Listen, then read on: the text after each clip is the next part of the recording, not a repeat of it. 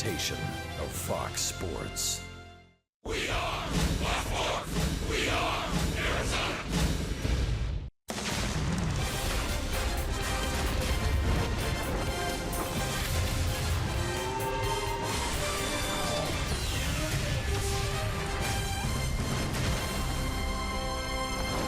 It's back at it for the National League Wild Card winners. Still some work left to do before we host the Wild Card game here next Wednesday. Tonight, our final look at the San Francisco Giants as the roof opens up for this one as we open up the last home series of the season. The D-backs and the Giants on Fox Sports Arizona. Good evening from Chase Field. Welcome to the broadcast. Steve Berthiaume and Bob Brenly along the way. Still a little champagne soaked after the celebration yesterday, but ready to welcome in the Giants tonight for the first of three. And Bob, a chance for Zach Godley perhaps to audition for a postseason rotation spot. Well, as we know, going into the postseason, ideally Diamondbacks get deep into the postseason. You usually only need 4 starting pitchers, so somebody from that rotation is going to find themselves in the bullpen. And there's a week to play with here at the end of the season, so Torey Lovullo and his staff can kind of get guys lined up the way they want. And Zach Godley's a guy that could possibly be pitching for his postseason position. And Zach looking to rebound after a loss at San Diego last Tuesday. He's up against the Giants' Johnny Cueto. Now, we haven't seen Cueto since the second game of the year, April 4. Just back off the disabled list, the 1st of September. He's had 4 starts this month. His last one came against the Colorado Rockies, was pretty good. Gave up only 2 runs and 7 hits in 6 2/3. That was by far his longest outing since coming off the DL. Velocity's down a little bit. Command is down. Final home series of the year gets underway. The D-backs and the Giants. First pitch coming up on Fox Sports Arizona. Diamondbacks baseball on Fox Sports Arizona is brought to you by Gila River Casinos. Earn rewards 10 times faster than ever before with the Card by Gila River Casinos. Sign up for the Card today. By Chaz Roberts Air Conditioning and Plumbing. Choose Chaz. By Jack in the Box and the Jumbo Jack. A home run for your mouth. By Santan Ford. We are Santan Ford. And by CenturyLink, connecting you to the power of the digital world.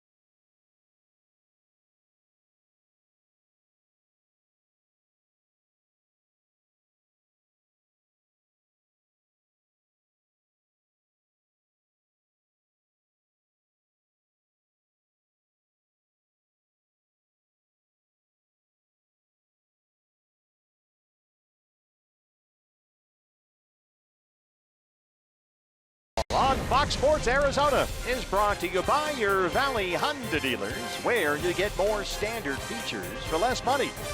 By Gigablast Internet from Cox. Get ready for the gig life. By Oregano's. Step up to the plate for a guaranteed home run. At Oregano's, your neighborhood pizza joint. Location statewide. By Phoenix Raceway. See Dale Jr.'s final West Coast race at the Can-Am 500 November 12th. Tickets at phoenixraceway.com. And by State Farm. Here to help life go right. Talk to an agent today or call 1-800-STATE-FARM. Well, the clubhouse last night turned into a champagne room. It's back to work tonight. Zach Godley on the mound. First of 3 against the Giants. Coming up next.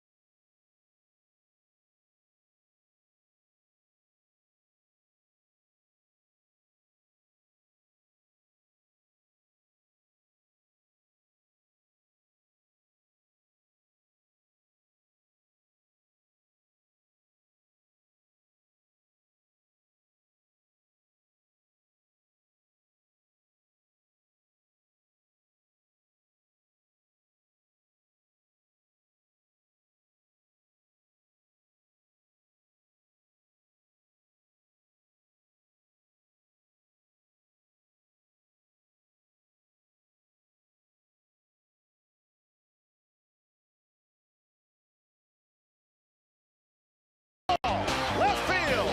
There it is. Let's celebrate Arizona. The road to the National League pennant in 2017 begins right here in Phoenix. That's win number 90 as J.D. Martinez walks it off.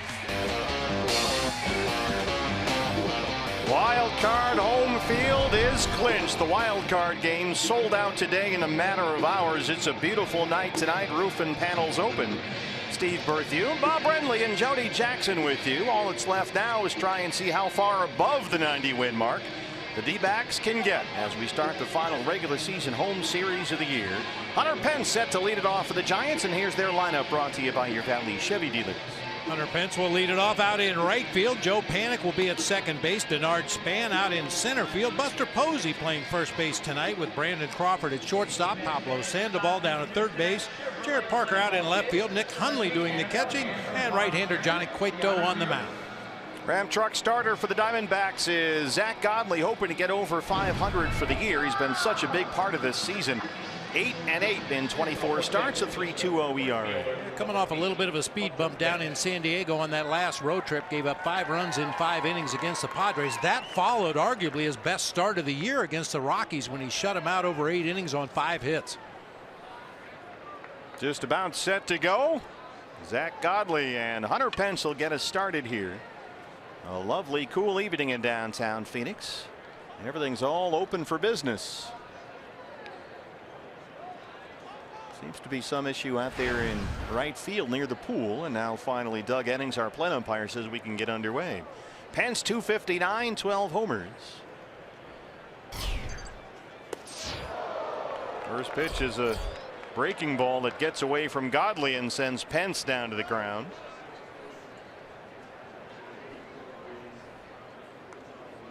Zach hit the reset button here.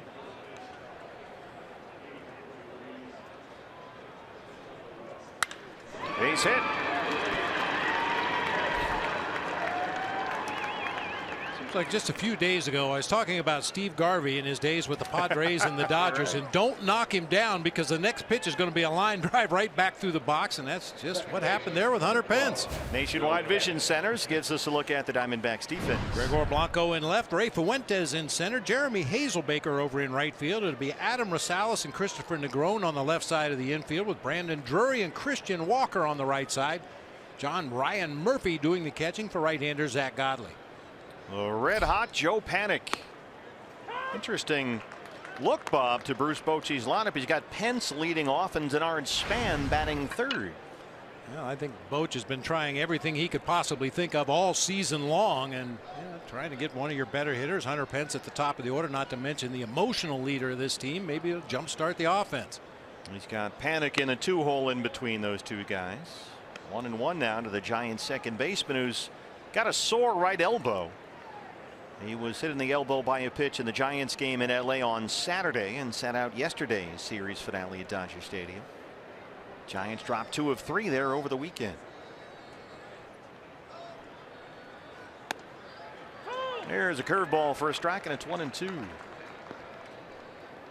Panik having a big final month of the year. He's hitting almost .440 in his last 18 games.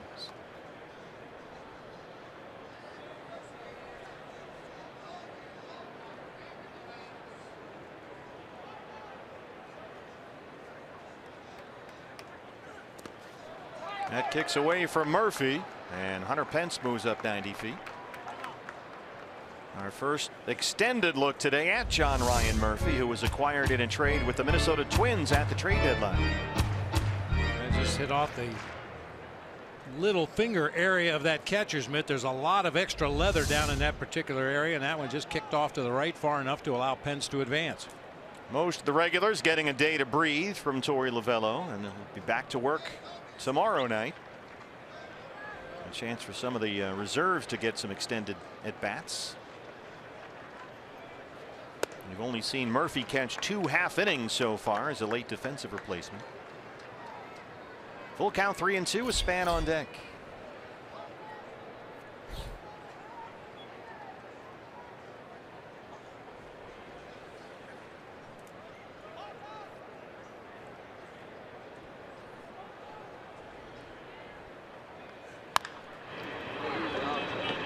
Walker at first will take it himself. Pence into third. 1 out.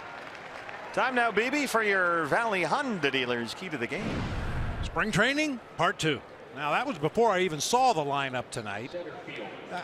By spring training part 2, I meant if there's any issues physically that guys need to work on over this last week, if there are any fundamentals of the game, bunt defense, cutoffs and relays, somebody needs to rest their legs, somebody needs to stretch their legs. This last week is going to turn into spring training part 2. Get guys ready to go for October 4th. That process will begin in earnest tomorrow.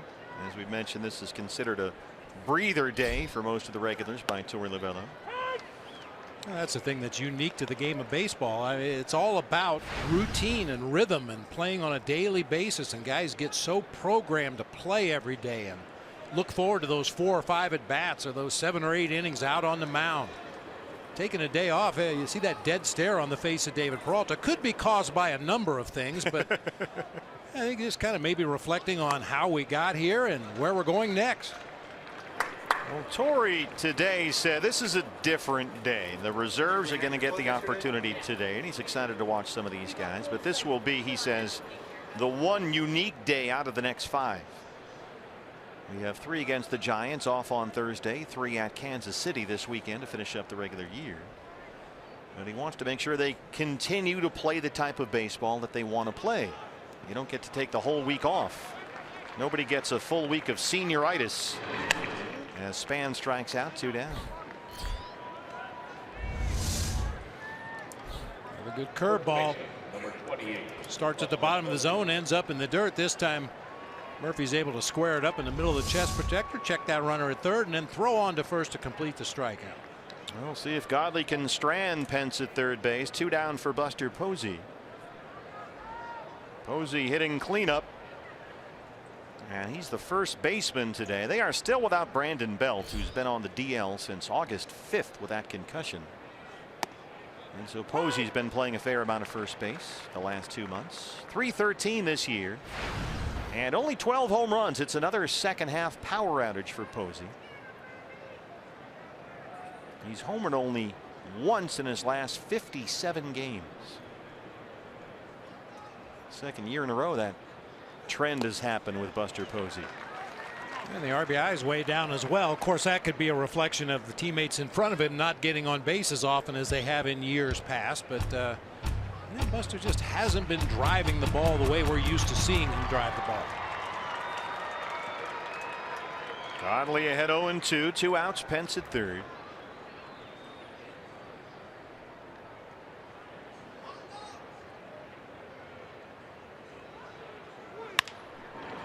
A slow roller to shortstop. Christopher Negron is there. Good job by Zach Godley. Strands that leadoff single. Diamondbacks coming up against Johnny Cueto.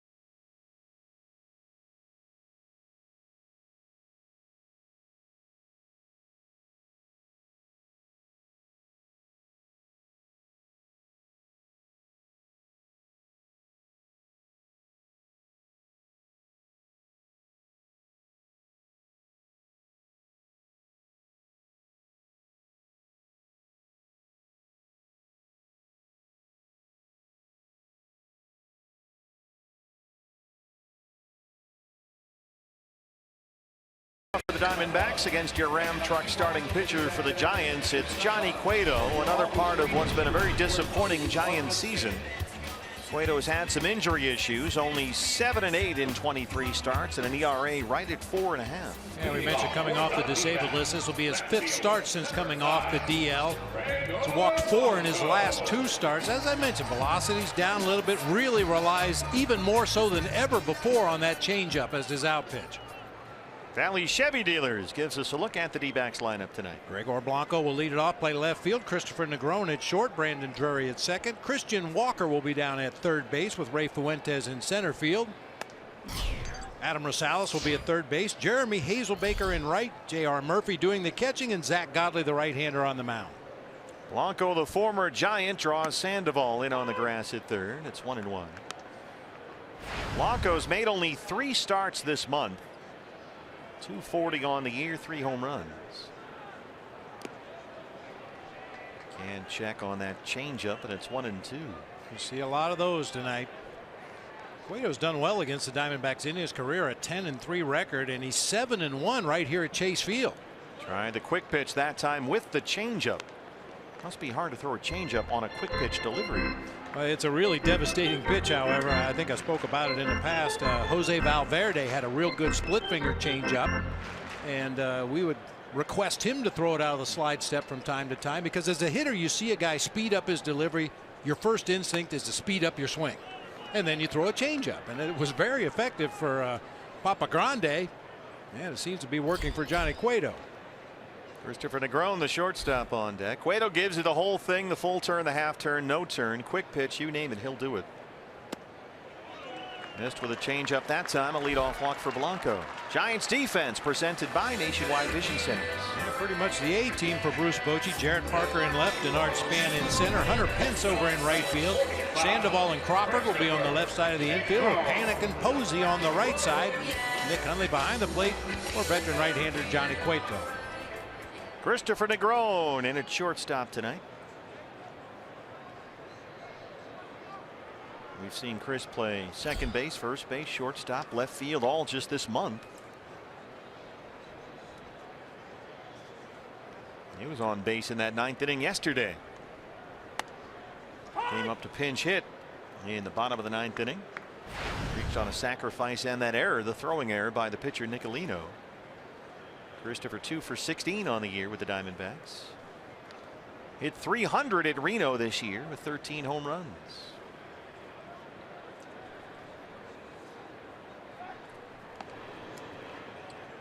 Johnny Cueto had to be shut down right after the All-Star break. He developed blisters, and that, they figured out, caused him to change his pitching motion a little bit, just enough to develop elbow and forearm trouble. He had a strained flexor tendon, so he was out from the middle of July all the way until September 1st. Yeah, fans wonder sometimes why teams are so cautious with injuries. Something seemingly as simple as a blister. Well, if you tweak your delivery at all, if you tweak your swing as a hitter at all, it's liable to cause issues somewhere else. That was certainly the case. They don't want to mess with Cueto. He has made only 4 starts since he returned from the elbow trouble. Having a conversation out there with someone. All 4 starts this month, 1-1 with a 3.92 ERA since he came off the disabled list.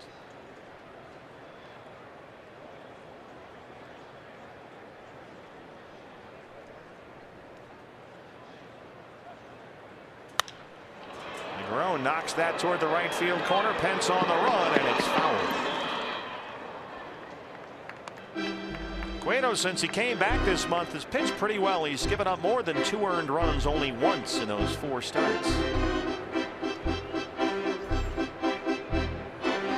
The very astute Diamondbacks fans will remember that Johnny Cueto made his major league debut back in '08 against the Diamondbacks in Cincinnati, pitching for the Reds.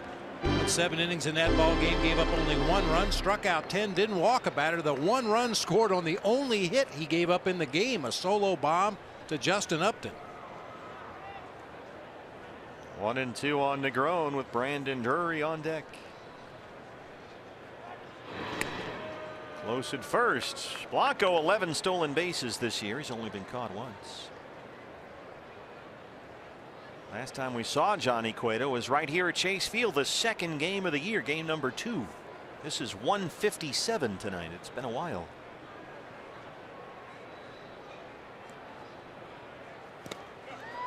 Gets him to chase a changeup, and Negron strikes out. Boy, it's going to be imperative that this Diamondbacks lineup lays off this pitch when it starts down there near the bottom of the strike zone, because that's where it's going to end up. Looks so tempting, looks like a fastball down in the zone, and ends up in the dirt more often than not. Brandon Drury batting third tonight, 265, 13 home runs. Brandon homered here Saturday against the Marlins, his 3rd home run this month. Good numbers against Johnny Cueto in his career, 5 for 7. He's also drawn 3 walks against the Giants right-hander. Yeah, so Torrey's got him batting third tonight. In with a fastball, and it's 1-0. What have the Giants got to play for, you might wonder? Well, they've got 95 losses already. They only have 6 games left. And Bruce Bochy's club needs to win twice in those final 6 games to avoid losing 100. I think this may have come up when we were at San Francisco not too long ago. If they lost 100 games, it would be only the 2nd Giants team ever to lose 100, going back to 1883. Now, naturally, you're wondering, well, hey, Steve, what team did lose 100 games? That would be the '85 Giants. They went 62-100. The only team in the history of the Giants to lose 100. But they were led that year by coming off an all-star season the previous year by Bob Brenly. I believe it was 19 home runs that year. Can a 100-loss team really be led in anything? Well, pointed in the right direction, maybe. It was one of those years. Jeffrey going to hit. Chili going to hit. Bobby's going to hit. Nobody did, except no, you. We didn't. You hit. I hit a strong 220. I tried to argue all afternoon today. It was a hard 220. Now, would you like to see the Giants lose 100 to get off the hook, or do you want to still have that sitting there on your resume? I wouldn't mind seeing them lose 100. I don't really have anything against Bruce Bochy or this year's Giants team, but that's one of those records I wouldn't mind sharing with somebody else. So they're at 61-95 with 6 to go. The Giants 3-1 on Drury.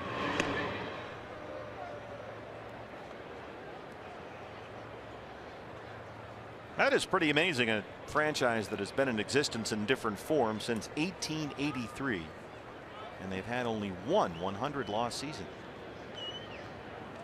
Coming in here having lost 2 of 3 at Dodger Stadium this weekend. Full count on Drury, 3-2. And it's not gone well for the Giants. They have not won a road series this year since they swept 3 games at Pittsburgh. That was back in the first week of July. Last time they won a road series.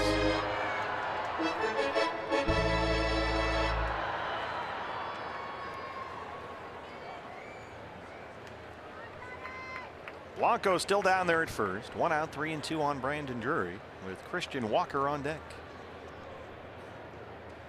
There goes Blanco. Brandon fouls that fastball straight back. Yeah, the Giants over their history have been more known for winning than losing. Sure. The top 5 victories for Giants managers, 3 of them are already in the Hall of Fame. That man will be in the Hall of Fame when he retires, and Dusty Baker's also on the list. I'm pretty sure Dusty's going to end up in the Hall of Fame. I'll make a pitch. Now, Boch has a ways to go to catch John McGraw. Bochy tonight sits at 899 victories as a manager of the Giants. Really? He's only 1,684 games behind John McGraw. Of course, it took 31 years for John McGraw to do it. Boch has done it in 11 years. He had Christy Mathewson. If they do put Bochy in the Hall of Fame, you're going to need a bigger plaque to get that head on there. Yeah. You have to open a new wing. Well, you add in his Padres victories when he was a manager down south. 1,850 total victories for Bruce Bochy. Outstanding. 3 World Series recently, but now in something of a rebuild mode, or certainly reassess. Close again, but Blanco is safe at first. Jeff Nelson, the crew chief down there. Interesting to see what the Giants do in the offseason.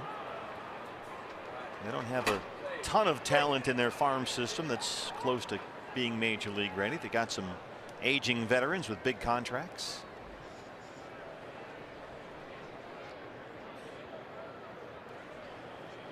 Basically the same core group, even they've brought Pablo Sandoval back. Same core group that won those 3 World Series titles. Blanco takes off again. Drury hits a fair ball over the third base bag. Blanco's on the run. He will come in and score. It's an RBI double for Brandon Drury. 1-0 D-backs. And hop fair right over the bag at third. His hands back on that changeup, floating up there on the inside corner of the plate. That's going to be hit hard to the left side of the field somewhere. And fortunately for Brandon and the D-backs, it's fair right down the line. 36th double of the year for Brandon Drury. RBI 61. A run is home. He's at second. 1 out for Christian Walker. Walker in there at first base tonight for Goldie. And that big pinch hit homer Friday night against the Marlins, his first and still only hit with the Diamondbacks. He's 1 for 6. Fastball, strike 1. Watch how many times you see Johnny Cueto throw a fastball that's not in the strike zone. I think he just uses that pitch to set up that straight changeup. He'll push hitters off the plate. He'll bounce it in the dirt. Occasionally will try to paint that outside corner with a fastball, but he tries not to make mistakes in the middle with that 90-mile-an-hour heater. Another one up and in. He can be a real artist out there, that's for sure.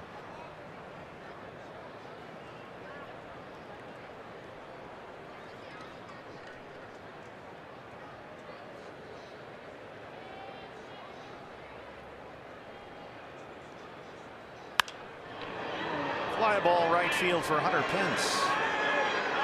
Drury at second, and he will stay there.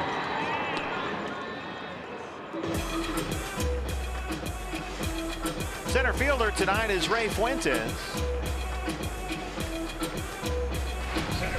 Ray's hitting .236 this year. He's got 3 homers.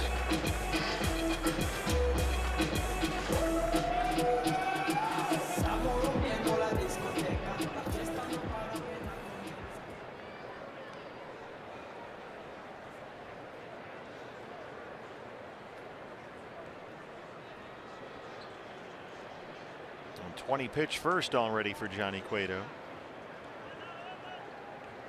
He's been over the 100 pitch mark twice since coming back off the disabled list. His last 2 starts, 105 against the Rockies and 101 against the Dodgers in the start before that. In 3 2/3 innings against the Dodgers, he threw 101. Wow. That seems like a lot. That's a lot. It's funny, he usually has very good command. As you said, if he throws a pitch outside the strike zone often, it's on purpose. That's one thing that Bruce Bochy's always liked about Johnny Cueto. No matter how many goofy windups and deliveries he can come up with out there, he always, Bochy says, maintains his command. Yeah, that's the one thing that's really amazing when you watch all the deliveries that he uses in the Louis Tiant spin around and the quick pitch, and yet he still commands the strike zone, at least when he's good.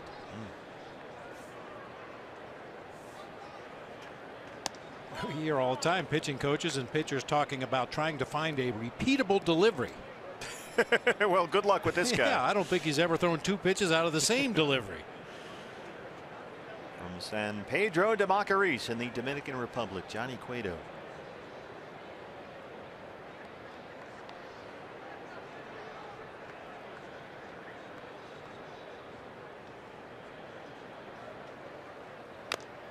You know, you watch him place the ball in his mitt when he comes up. It's like he's a magician who's hiding a coin in the palm of his sleeve or something.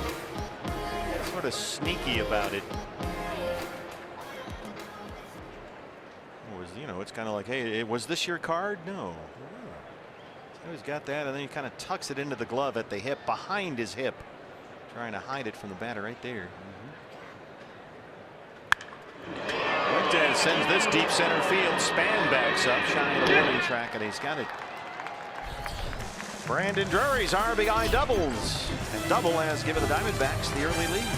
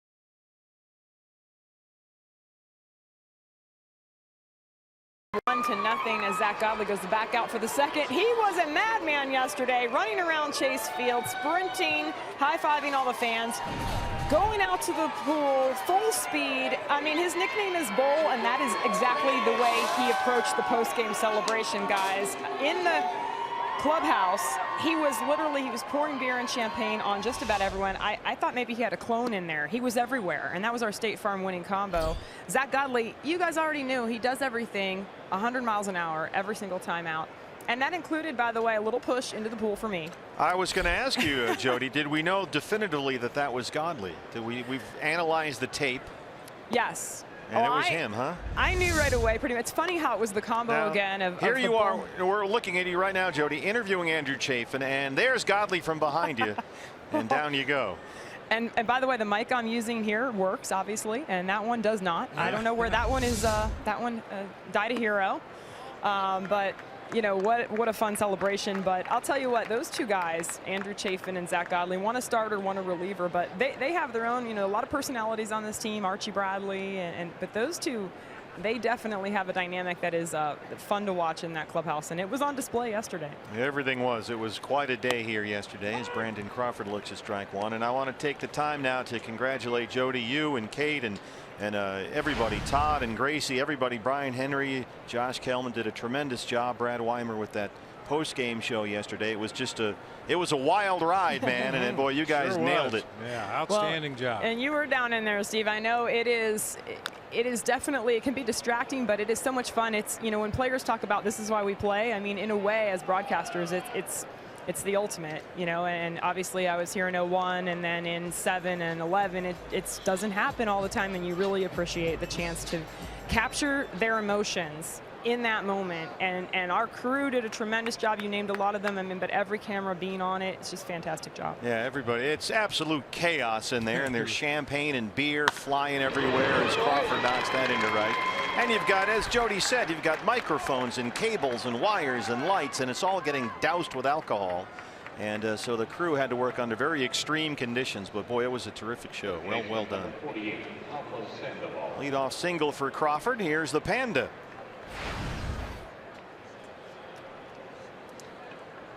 Sandoval, since we last saw him, has started to hit. He's kind of figured out what was wrong, apparently. 8 for 18 in his last 5 games, including a couple of home runs.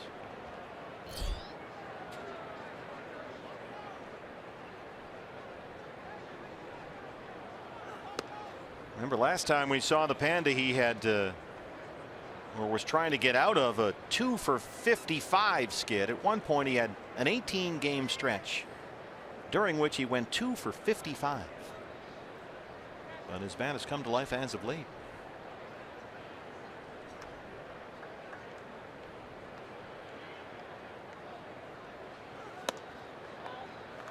I noticed you were Mr. Joe Cool during the celebration last night. I was down in there and we were just getting sprayed and doused with everything, and I still got champagne all over my glasses. But you were very chill. You walked around and shook everyone's hand and congratulated them. I tried to circle around the outside of the shower curtain. The perimeter, yeah. They really did a good job setting that up. Drury for one. Negron. They rolled it. You were on the periphery, very cool, shaking hands with the right people and congratulating everybody. Because after all, I had never been through anything like that, but I believe you have once or twice. Yeah, it's always fun. I was a little concerned about driving home smelling like a winery. So I decided to try to stay away from the shower and stay away from the beer showers and just kind of enjoy it from afar. Let the guys who earned it really enjoy it. He sure did. Jared Parker, the left fielder.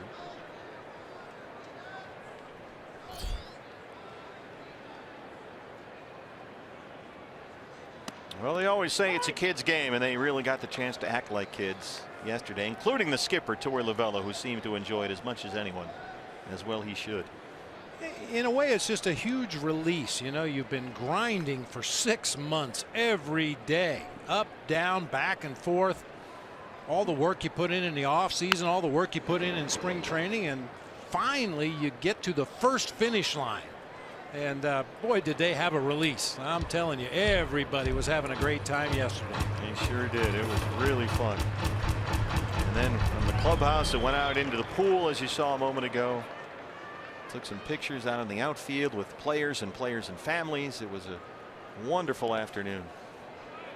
You know, one of the best moments for me was I ran into Shelby Miller down there. Yeah. And I told him, next year you're going to be pitching this game. And he says, you know I will. He had a voice of conviction that he's going to get back on that field and be a big part of this rotation next year. Yeah, Shelby had that elbow sleeve on the Tommy John elbow. He was right in the middle of it too. As well he should be. 2-2 on Parker. I mean, you're right. Even though Shelby's numbers on the stat sheet, you know, it's not going to look like he did anything this year. But I've talked many times about rehabbing injuries and everything that a player goes through to get back to the level he was before the injury. And I would venture a guess that Shelby Miller's probably worked as hard as anybody on this roster this summer. He worked unbelievably hard during the offseason. He showed up in phenomenal physical condition this spring, Shelby Miller. And you think about next year. Okay, well, what's the team going to look like next year? Oh, by the way, you're going to get Shelby Miller back. Yeah. To a pretty good rotation. So that's something to look forward to, both for Diamondback fans and for Shelby.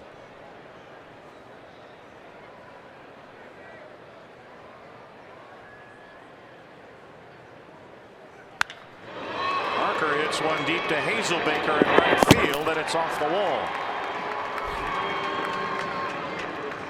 Well, every time we see Jared Parker, he's kind of a pain in the neck. Here's a double with 2 outs.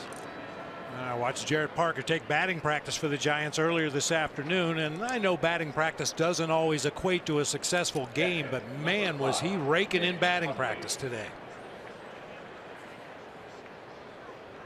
Nick Hundley, Giants catcher tonight, batting #8, 247, 8 homers. Wrapping up his first season with San Francisco.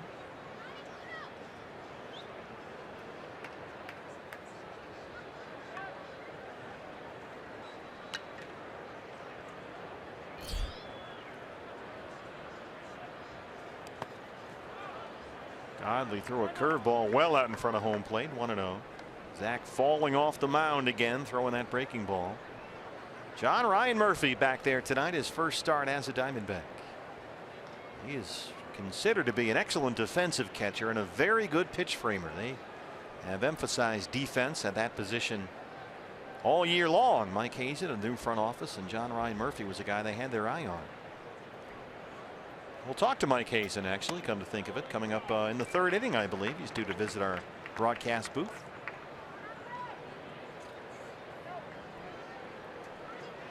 Well, they fall behind. There he is. There's Mike on the left, Jared Porter on the right, Amiel Sade in front. Front office right there. So they'll give Hundley the pass, 2 on 2 out, and work to the pitcher Cueto, who, as we've seen before, is a somewhat indifferent hitter. He's not going to grind out at bats, Johnny Cueto. Probably not. That 0.98 average would say that he's not going to battle real hard. 4 for 41 on the season. He has driven in 3 runs.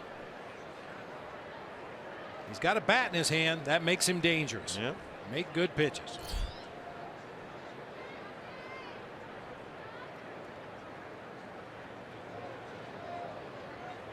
Now, John Ryan Murphy has been catching a lot of bullpen sessions, trying to familiarize himself with all the Diamondbacks pitchers, but this is the first time, obviously, he and Godley have worked together. But John Ryan has been here for a month.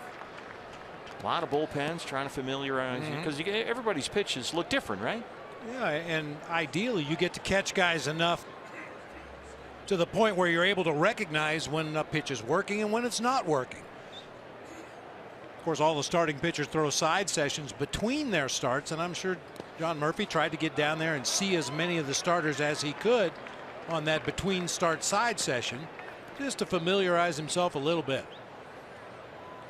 And of course, talking it over with Mike Butcher and that night's starting pitcher, looking at the advance report, doing the video homework, all the other stuff that goes along with it. But once you get back there behind the plate, it kind of all just falls into place.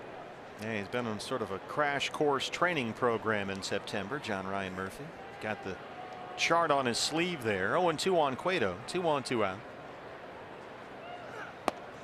And he waves at a curveball. Godley strands Parker. Diamondbacks lead the Giants 1-0.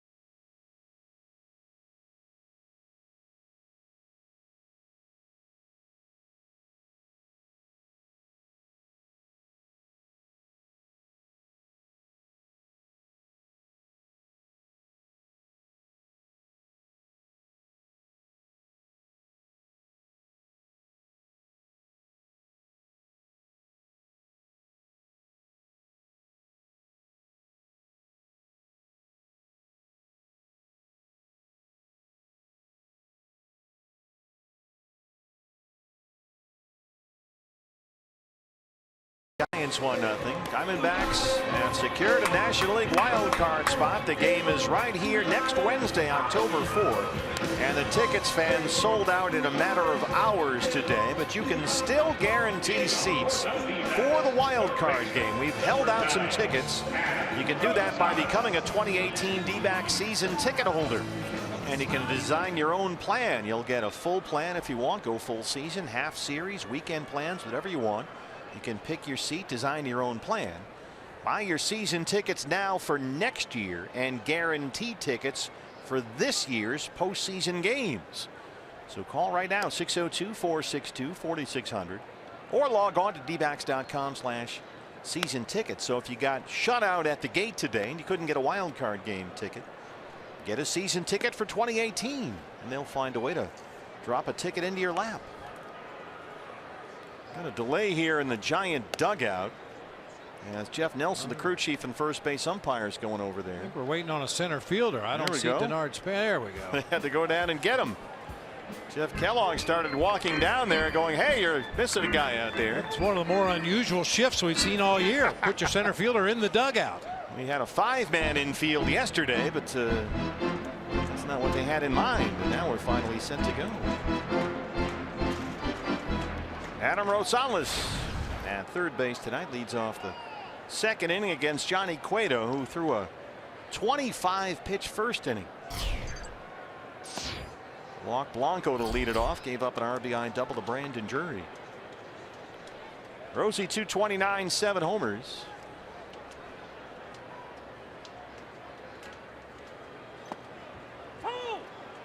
Drops a slider in there, and it's 0-2.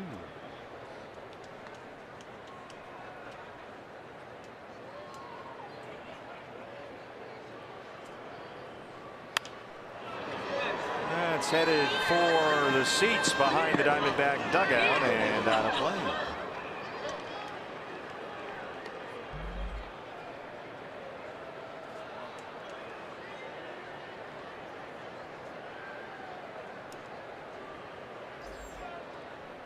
Torey Lovullo saying today that all the regulars deserve a day off today and they'll crank it back up tomorrow.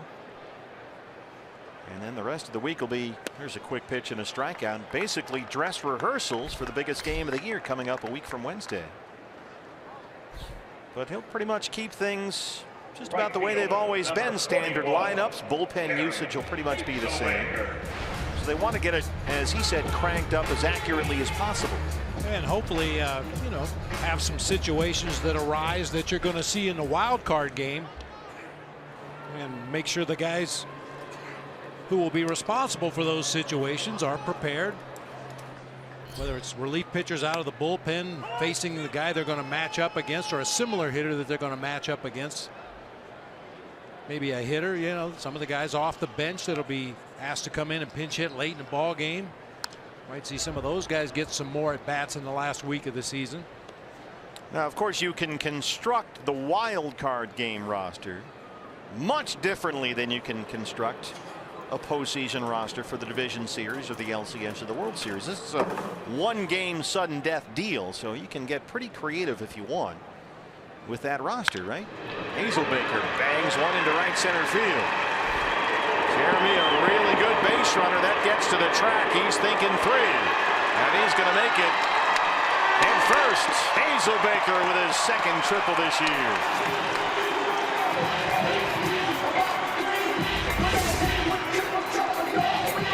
Cement mixer slider has stayed up and out over the plate. Jeremy pulled it right by Joe Panik at second base. Hunter Pence got a horrible break on that ball. Very late getting over there. Little flip throw back into the infield. And Jeremy never broke stride, ends up at third base. Here's a look at John Ryan Murphy, his first at bat as a Diamondback. We've seen John Ryan twice briefly as a late inning defensive replacement, getting his first start tonight behind the plate. His 5th season in the big leagues, former Yankee and Twin. And this is his first major league plate appearance since October 2nd of last year when he was with Minnesota.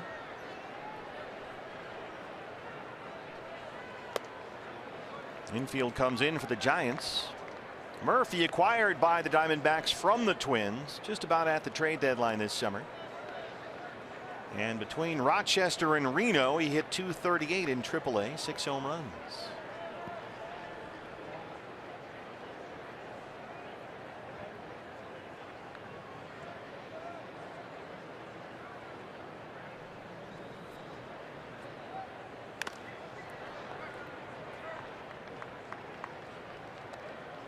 John Ryan Murphy just over 80 at bats with Minnesota last year. Prior to that, parts of 3 seasons with the Yankees, where he kind of got stuck behind Gary Sanchez in their system and used up a lot of his options. And eventually the Yankees said, well, we're going to go with Sanchez, and they traded Murphy to Minnesota. And now he's a Diamondback. Yeah, difference in philosophy. The Yankees went with the offense. His defense in New York has been atrocious this year. To the point where Joe Girardi benched him for a while. Yeah. Gary Sanchez said, I need to see a little improvement back there behind the plate. It's nice that you're hitting all these home runs, but that's a key position if you don't really focus on your defense. And defense is John Ryan Murphy's calling card. In fact, Diamondback's current front office we just showed you a moment ago, along with Torey Lovullo, saw a lot of John Ryan Murphy because those guys were all in Boston playing the Yankees 19 times a year. They always liked John Ryan Murphy. Good defender. Ran the game well on the field. Called a good game behind the plate. A very good pitch framer. And they think there's more there in the bat than he's had the chance to show. So they grabbed him when they had the chance. Godley on deck. Full count on John Ryan. 3-2.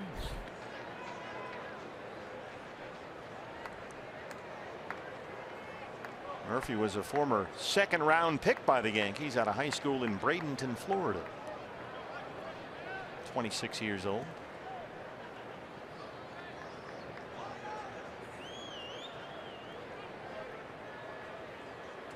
Oh, he lined it right to Crawford, and they double off Hazelbaker. Hit it right on the button. We'll head to the 3rd. We'll talk to Mike Hazen coming up.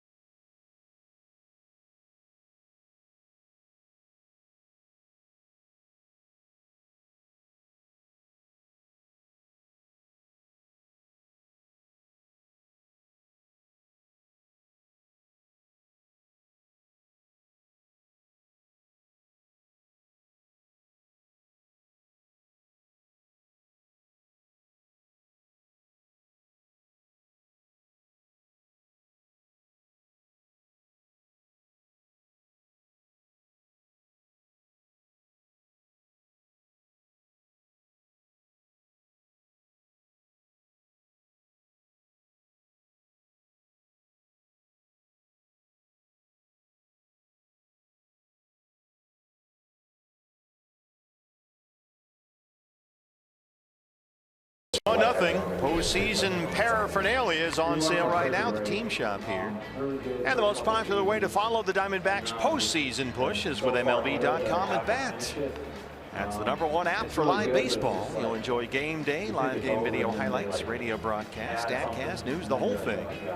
Download MLB.com at bat today.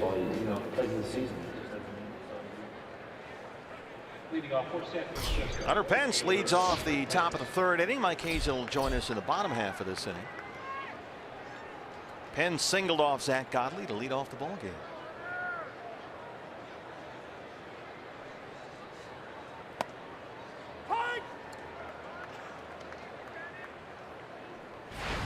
Talking about what the Giants may or may not do in the offseason as they look ahead to 2018. Only got one more year, Hunter Pence. He's in the 4th season of a 5-year, $90 million deal he got from the Giants. So he'll make $18.5 million next season. Then the deal runs out. He's 34 years old. He'll turn 35 in April next year. So that might be it for Hunter Pence. We'll see.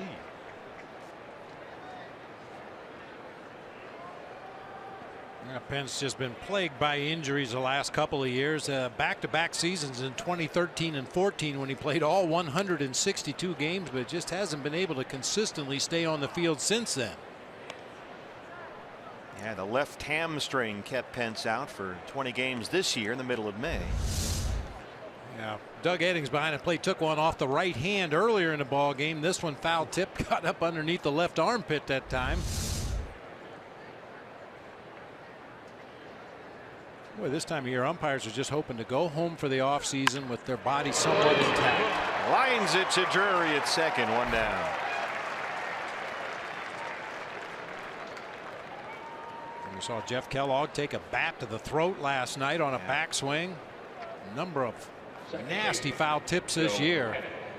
It's tough on those umpires too when they have to work that plate every 4th day. And they don't get any home games, umpires. And they don't get to go sit down between innings. That's tough. Yeah. Think about some of the extra inning games we've had over the last number of years. 18 innings and 4 umpires out there on their feet for every bit of it. Remember that 7-hour game in Philadelphia? Oh, Lord. Back in 2013. 0-1 on Joe Panik. 40 pitches for Godley, 26 strikes.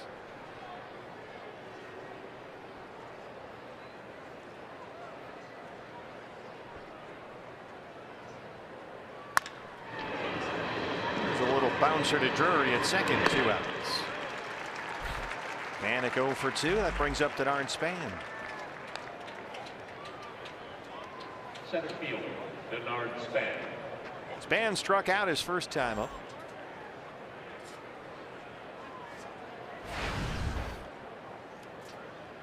Another guy in Denard Span. He's literally a graybeard now. He's 33. He'll be 34. When they open up spring training next year at Scottsdale.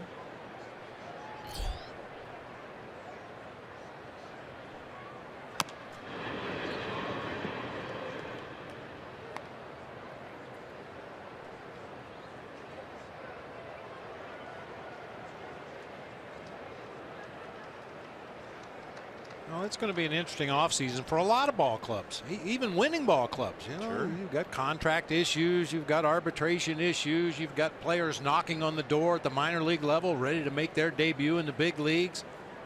As you said earlier, you got some veterans making big money. And every team tries to get as good as they can get in the offseason within their financial constraints. Well, it's going to be interesting to see what J.D. Martinez gets in the free agent market. That's for sure after the year he's had. Do they have a team in Fort Knox? They will when he buys one and moves it there. J.D. a free agent at the end of this year. Boy, pretty good half season or so going into free agency. Down there with Chris Iannetta. Hopefully Chris will be back next year.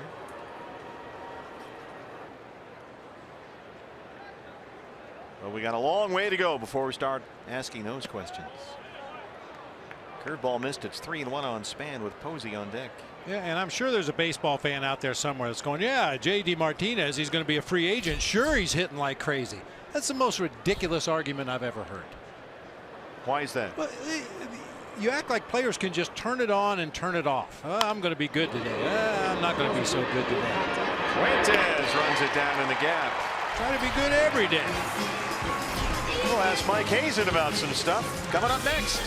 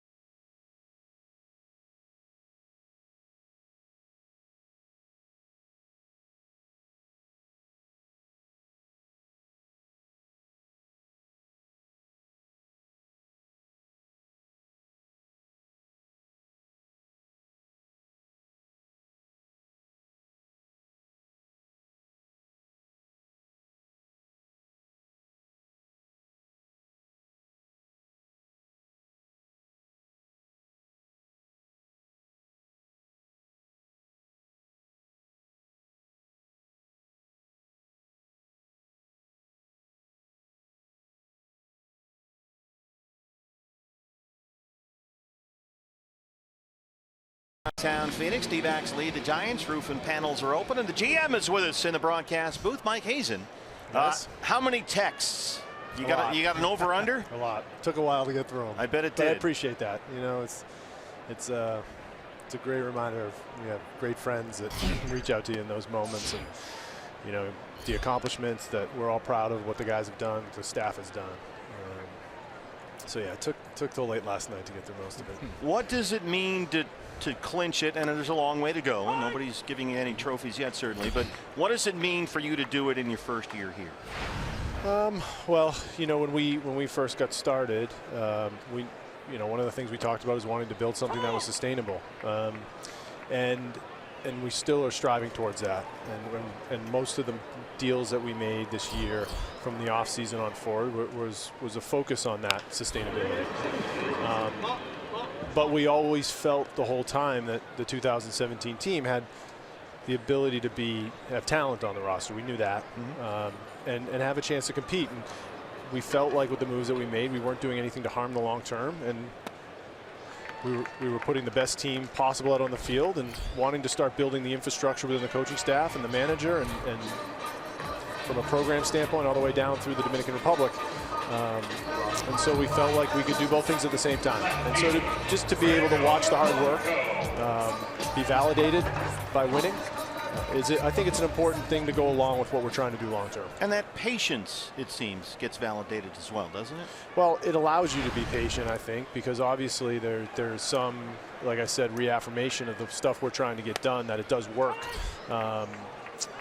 You know, in trying to put that team together, and patience is going to be needed in terms of building underneath the infrastructure from the farm system all the way up. That's something, again, as we look towards sustainability long term, which is successive winning year over year over year. We're going to need a pipeline of talent coming through our system. You know, talking about the moves that you guys made in the off season and in spring training leading up to the regular season, of course the J.D. Martinez deal will get all the headlights, but how much emphasis did you guys place on makeup or personality of a player? Obviously you want good guys that can swing the bat, throw the ball, and do the things they have to do in the field, but how important was makeup when you looked at possible acquisitions? Makeup wasn't the end-all be-all in every acquisition, but it was definitely a big piece to what, you know, as we came in and started talking about what happened to the 2016 team, and you know that's where you start anywhere. The first day we were in here having meetings, and what went wrong, and and there were injuries and things that were unforeseen that, you know, probably derailed that club. And as we've seen, and you know, now that the team has been healthy for a full year, you've seen what the talent could do. But we wanted to focus on, we also knew we had a young team. We wanted to supplement that team with some levels of experience, some degree of winning. Players that were going to be able to sort of bring Torey's message to life, and we knew what that was going to be. And it's not always easy for a young player to do that on a day-in, basis. So bringing players in that had a degree of experience was critical in certain spots. And Jeff Matheson, Scalzo Iannetta, Fernando Rodney, just to name a few, Gregor Blanco have done that for 162 for us. Mm-hmm. This is the surface stuff. This is what everybody sees, the champagne celebration and Diamondbacks every night on Fox Sports Arizona. But what about creating that sustainability behind the scenes? Give us an idea of everything that's taken place, Mike. You mentioned the Dominican, the minor leagues. There's so much more involved than what we see on this field, isn't there? Yeah, there's a lot more. There's a lot more to this organization. And, you know, one thing that I want to point out is when you see the winning on the field at the major league level, it's fantastic. And those of us that get to experience it and have beer poured on us said, no, while that's a little bit uncomfortable, it's phenomenal.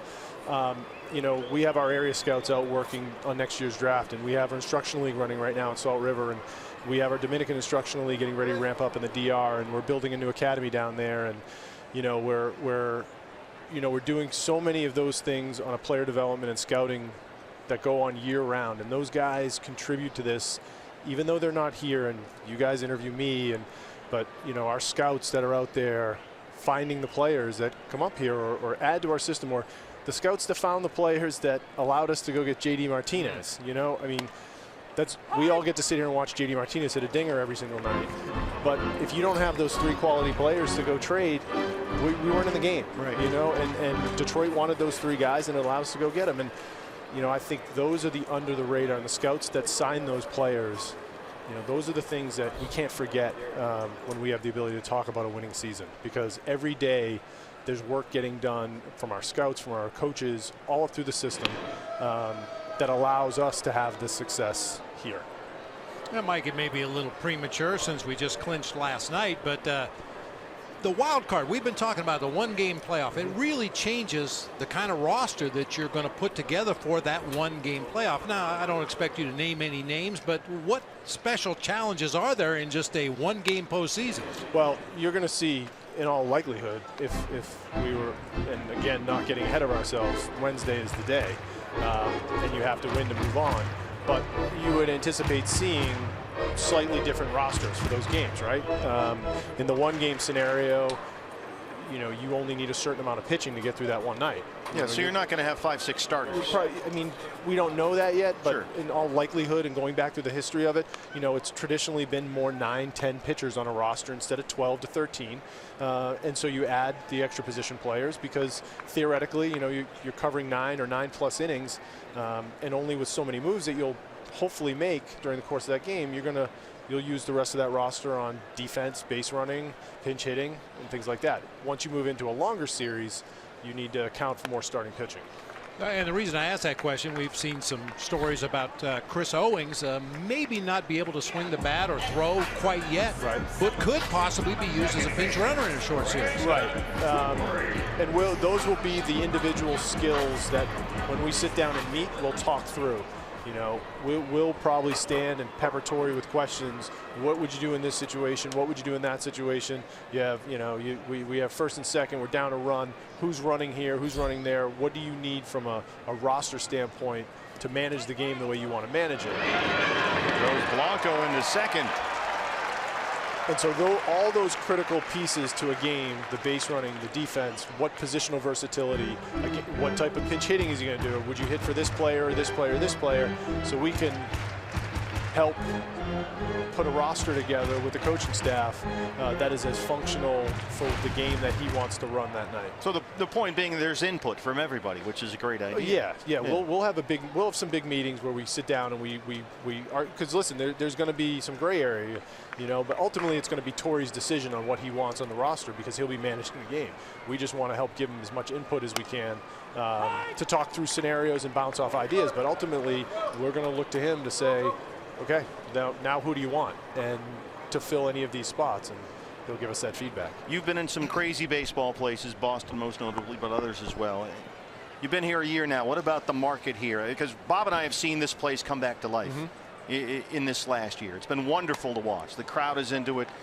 They're on their feet. They're cheering. They're clapping. They're chanting. The whole thing. What have you seen from this market over the course of your first year here? Well, it's been fantastic for me personally, my family. Coming here, I love this ballpark. You know, look, the way I look at it from a fan's perspective, if I could, is we need to earn that. You know, that's not something that you just expect to happen in any market. Right. We need to earn that with the way we play. We need to give them something to come out and watch. Why would we expect them to come out and watch us if we're not going to play hard for 162 games, or if we're down 9-2 in the 7th inning, that we're not going to make a run at trying to come back and win a game? And I know that's easier said than done, but this team has done that night in and night out. Even that one squeaks through. Tony Perez-Chica will wade Blanco home. The throw is offline. It's 2-0 Diamondbacks. Another RBI for Brandon Drury.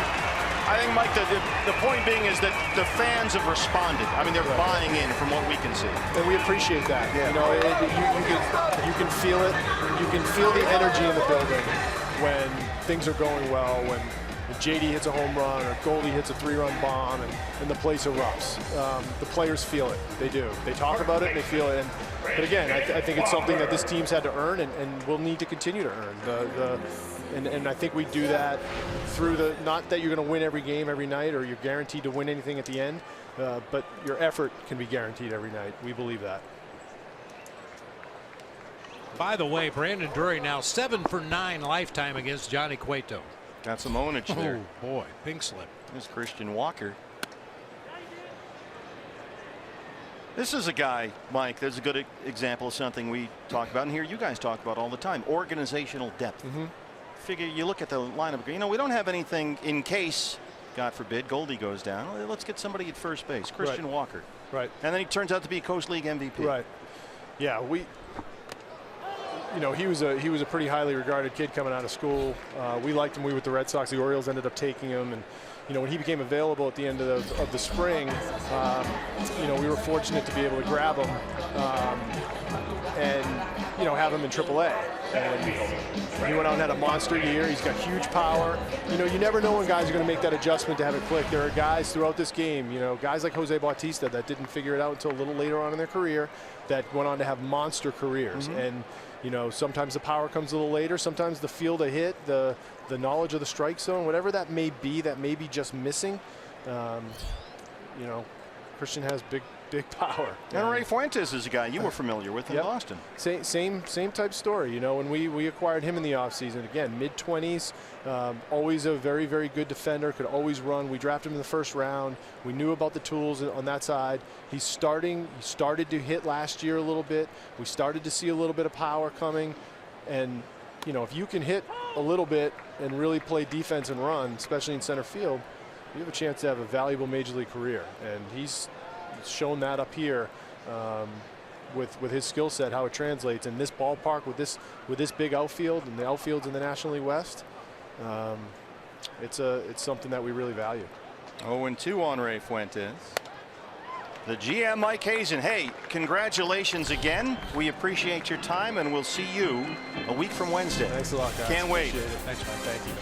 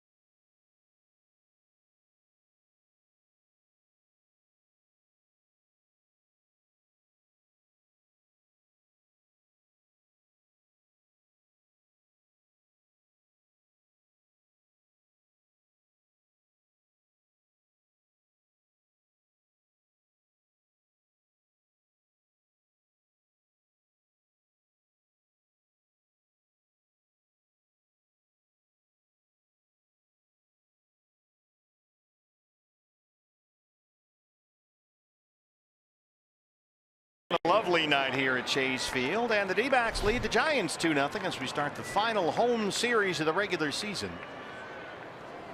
Zach Godley has retired the last 4 Giants he's faced. Buster Posey leads off the San Francisco 4th. He grounded out his first time up. Posey belts that to center, leadoff single. All right, thanks again to GM Mike Hazen for stopping by.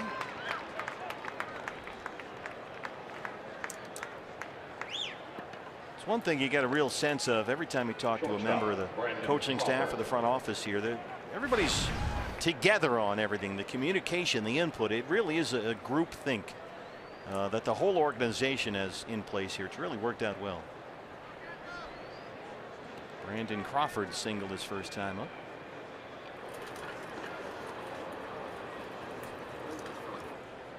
Just hearing Mike talk about the discussions that they'll have with Torrey and the coaches. And Mike and all his staff, everybody gets together and tries to figure out, okay, how can we put together the best roster for that one game? That's a good example of the way everything has worked here so far.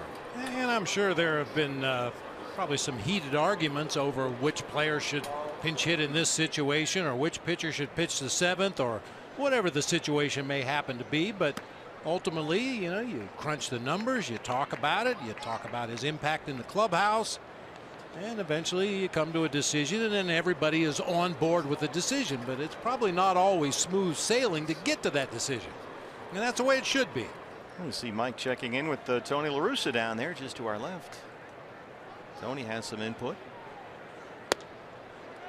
One of the many great resources at Mike Hazen's disposal here. 3-0 on Crawford. The Panda on deck.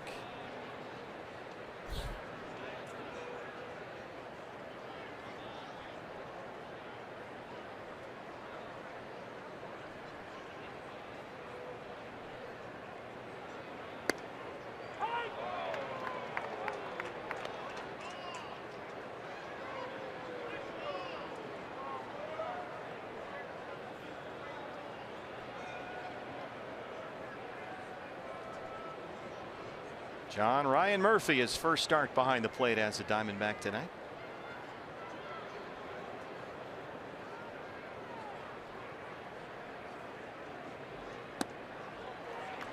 Godley walks Crawford, a single and a base on balls open up the Giant 4th. And here's Pablo Sandoval. Sandoval hit into a double play his first time up tonight. Second walk issued by Godley.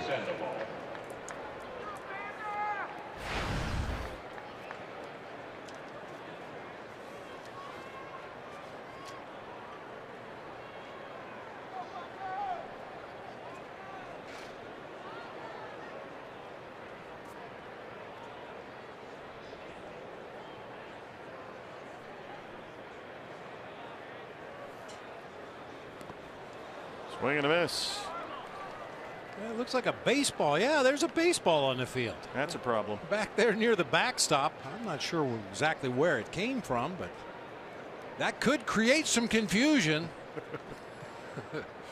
I had an umpire by the name of Lee Wire. The late Lee Wire was working home plate one day at Candlestick Park, and Mike Schmidt hit a really high pop-up that appeared to be going foul down the third baseline at Candlestick. But as we know, at the old stick, you have to wait till it comes back down because the wind is going to push it around. And sure enough, it blew the ball back into fair territory. But in the meantime, Lee Wire handed me another ball. He assumed it was a foul ball up into the seats, and I threw it back to the pitcher.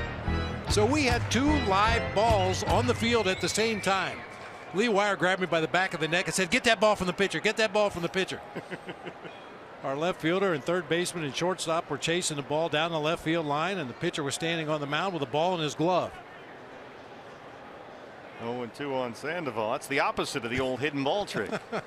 Well, thankfully, we have Mickey down there, our ace cameraman, working the camera right next to the Diamondback dugout. Mick, you were on the case, I'm told, right? Helping my guys out down here, you know, my bad boys. Those are my guys. That's the kind of guy he is. Yeah, Mickey's got people. He's got a whole entourage down there. 1-2 on the Panda.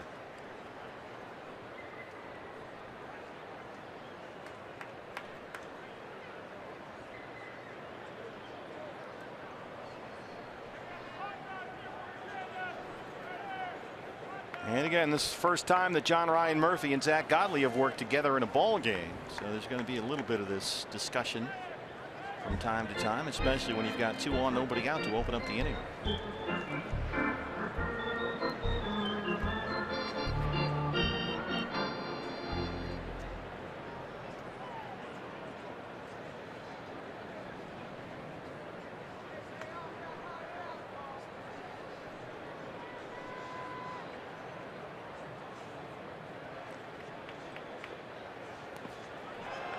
Swing and a miss, got him to chase the curveball.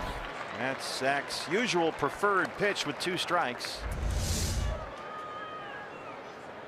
Yeah, which makes it tough on the catcher back there. John Murphy up to the task once again. That curveball bouncing up into the middle of the chest protector, holds the runners at their bases. Posey at second, Crawford at first. 1 out now for Jared Parker, who doubled to right center his first time up.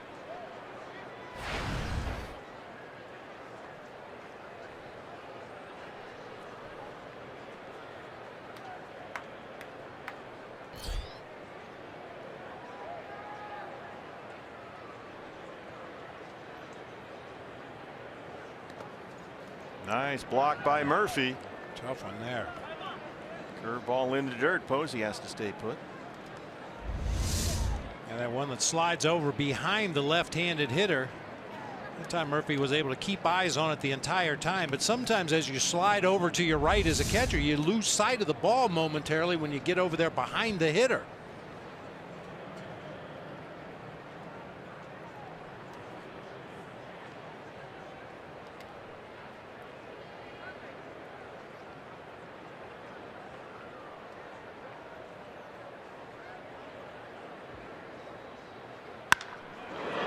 Drives one deep left center field. Blanco will have to play it off the wall. Fuentes is there backing up. Posey scores. And the Giants are on the board. An RBI double for Jared Parker. He's doubled twice tonight.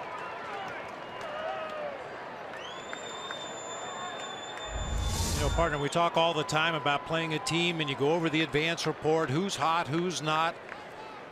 I'm not so sure Jared Parker would have been at the top of the list for the Giants, but as I mentioned, he had a great batting practice today, 2 doubles in the game. Already you might want to adjust your scouting report. Hey, maybe Jared Parker's the guy we should be careful with if we have a chance to pitch around him.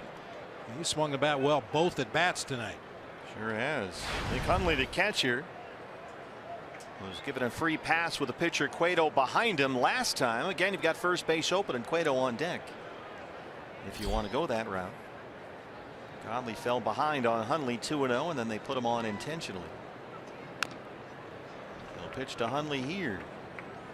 And then you play the what if game if you're Torey Lovullo. Okay, so if we walk Nick Hundley, let's say you strike out Johnny Cueto for the second out of the inning, then you have to face Hunter Pence with the bases loaded. So that's no bueno. No bueno. So he's going to go after the number 8 hitter and hope to retire Nick Hundley right here and then just bury Johnny Cueto to end the inning.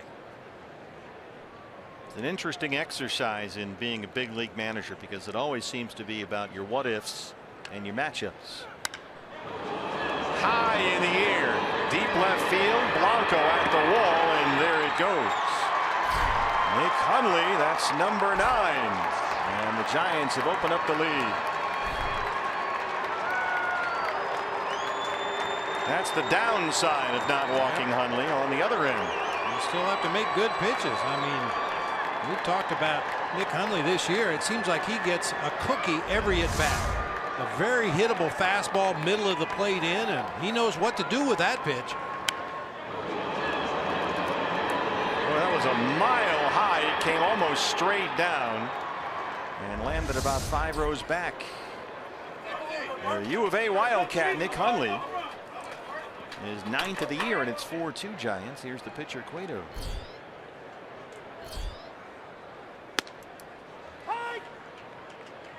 Just the 14th home run given up all season by Zach Godley.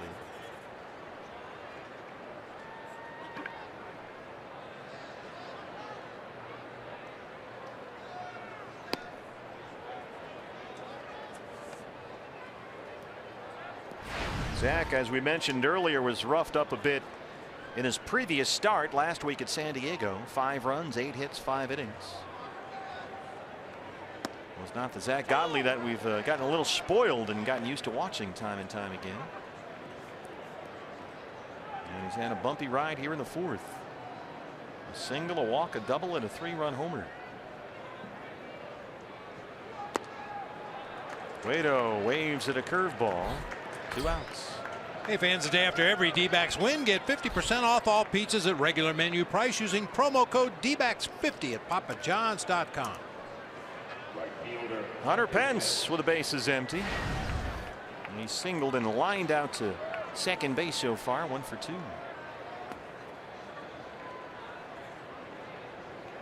Pence coming off a 3-hit day in the Giants' loss at Dodger Stadium yesterday.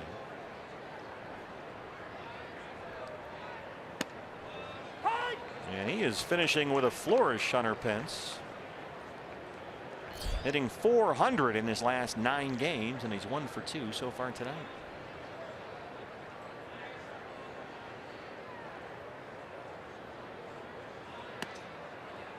Buckled him a bit with that curveball. 0-2.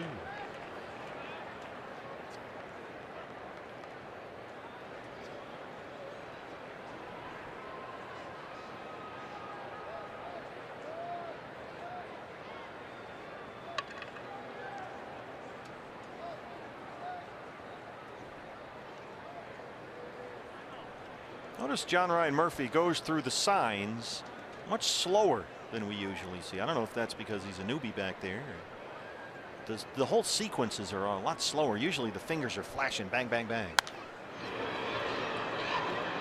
Well, he probably just wants to make sure he's hanging the right fingers and knows what the indicator is. And well, there's no right or wrong. Yeah. And it's certainly understandable. First day back there catching a guy he probably hasn't seen much of against a lineup he's never seen. Just taking his time with runners on base to make sure he hangs the right fingers. Mike Krukow tells a great story. Kruk's in the booth right next door with Dwayne Kuiper, as a matter of fact, doing Giants television. But Kruk tells a great story about a young catcher, and I won't name names because it's a little embarrassing. But he actually had to look down at his own fingers to see what pitches he was calling. Well, you want to make sure you get it right. That would be a little distracting for me if I was a pitcher and I saw my catcher looking at his own signs to make sure he was putting down the right fingers. And you see what he's doing right there. That's a kind of a nervous habit. Almost every catcher does it. There are certain laces on that catcher's mitt where if you pull it a little bit, it'll tighten up the web or tighten up the strap that holds your fingers in the glove. Pence drives one right field corner. And that's gone. Hunter Pence is 13th, and it's 5-2.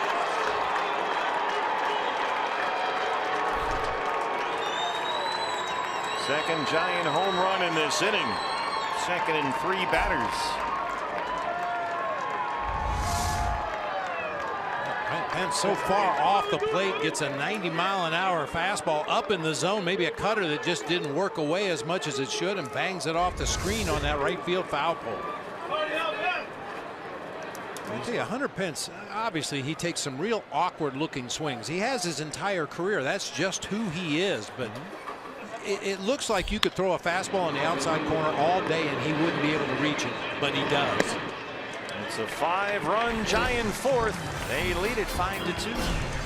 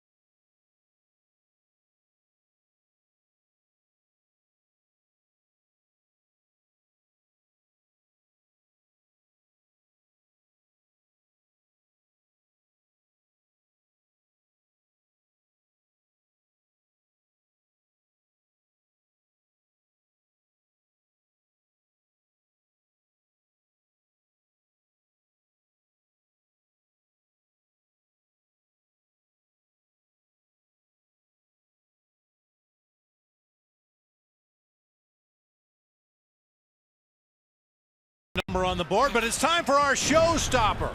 Jed Jerko with a high foul ball at Busch Stadium in St. Louis. Addison Russell goes into the stands. Watch his foot. Oh, he takes out the nachos. But there's a happy ending. Addison Russell got some nachos and paid back the fan, posed for a selfie. I thought they were rivals. They're bitter rivals, right? Apparently not. Well, Cardinal fans are the nicest, most polite, most knowledgeable in that division. Bestest.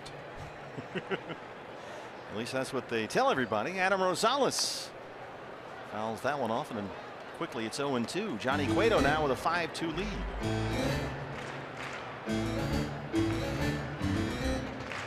I think we actually are the Cardinals' home opener next year. I think you're right. Yeah. We go to St. Louis early in 2018.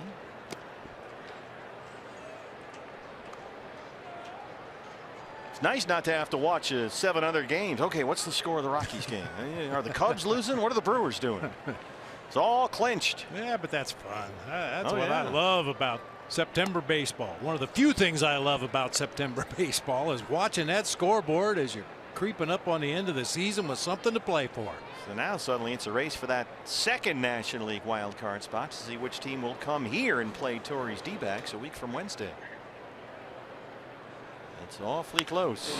Gonzalez just foul over the head of Nick Marley at third base. There is Rodney the Lizard King Morrison, who's had a big weekend here. Our Golden Glover in left field. Gregor Baby, you can drive my car, working right field tonight. 2-2 on Rosales, and at third for Jake Lamb. Yeah, personally, I'm looking forward to October 2nd when they release the ultimate zone ratings for the ball dudes around the National League. I think we have a chance to win some trophies this year. They like to wait until the end of the year just to make sure that the defenders aren't influenced by their standings. And mentioning that wild card. Right now the Rockies have a 2-game lead over the Brewers and a 2.5-game lead over the Cardinals for the right to play the Diamondbacks here in that wild card game. Colorado at home, they're losing to the Marlins, who were just here 5-1. Quick pitch, and Rosales fouls it back. Speaking of which, it's our big story. Our producer Brad the Big Dog Weimer right on top of this one. Rojas over the head of Desmond in left field. Miami in the 6th inning at Colorado leads the Rockies 5-1. And the Brewers, I think Brewers are off tonight, right? Rosales hits a fly ball to Pence in right field.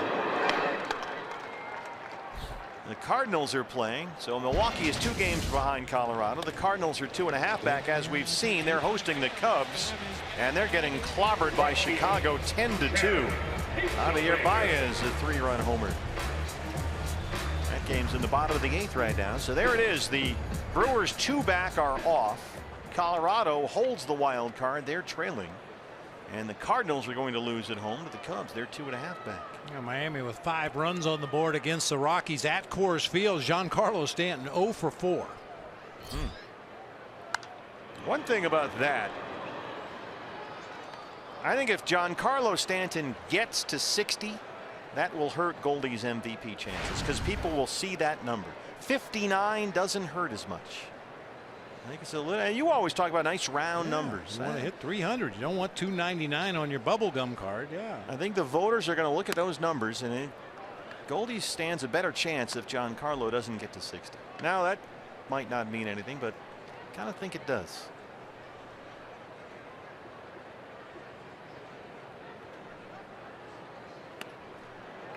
Big swing at that changeup from Hazelbaker. It's 1-2. Jeremy in right field tonight. He tripled his first time up.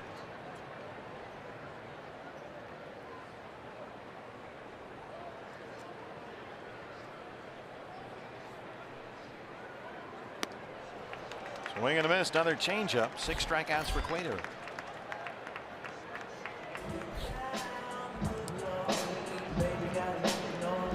Second Diamondback at bat for John Ryan Murphy. Last time he came up with Hazelbaker at third, 1 out. and hit a bullet right to the shortstop Crawford, who doubled off Hazelbaker to win the second. Long at bat by John Ryan. He hit a line drive at a 3-2 pitch. Yeah, that's one of those at bats. He got back to the dugout, and I'm sure Dave Magadan and some of his teammates said, stay right there. That's what you want. Hit that ball right on the button. You waited for a good pitch to hit. You hit it hard. Can't control where it goes.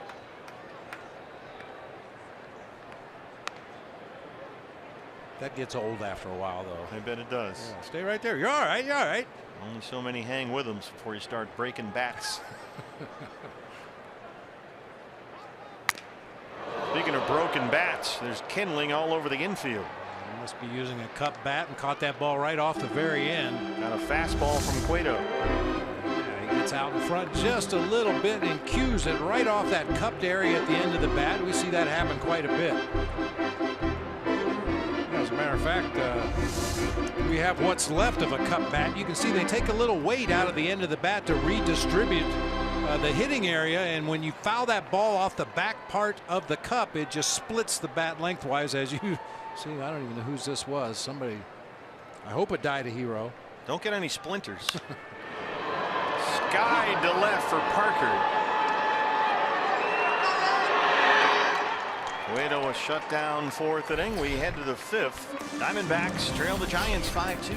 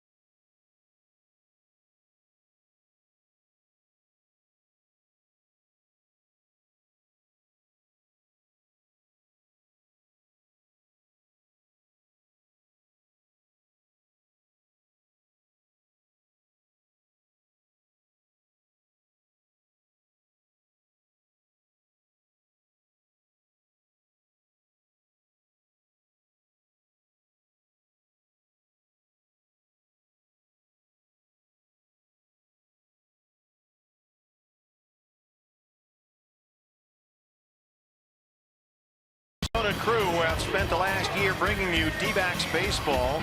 On the left, Derek Peacock and his son Chance, and on the right there, Brian Moss and his son Brendan. They have Brendan was up here earlier, visiting us, and Derek and his son Chance down there. Is that what they call a busman's holiday, when you get a day off from work and still go to work? I think it is. You're right. Yeah. Businessman special. That's during the day. That's when you skip work and go to the ball game. But a busman's holiday. I think you're right. Well, we're glad they're here enjoying the ball game tonight. And our thanks to Derek and Brian for all their terrific work all year long. Denard Span leads off the fifth against Zach Godley, who gave up 5 runs in the fourth, including 2 homers. One by Nick Hundley, one by Hunter Pence, and Span hits that one just by Negron at shortstop and into center. Zach Godley coming off a 25-pitch fourth, Bob, gave up those 5 runs. I was just going to say, I wouldn't call this uncharted territory, but it's certainly rarely charted for the Giants. 88 times this year they've scored 3 or fewer runs. 14 and 74 in those games. So that 5 spot has to look huge for Bruce Bochy. Buster Posey has grounded out, singled, scored a run. Bruce Bochy trying not to lose 100. They have 95 losses with 6 games to go, so they need to win twice. That's a foul ball.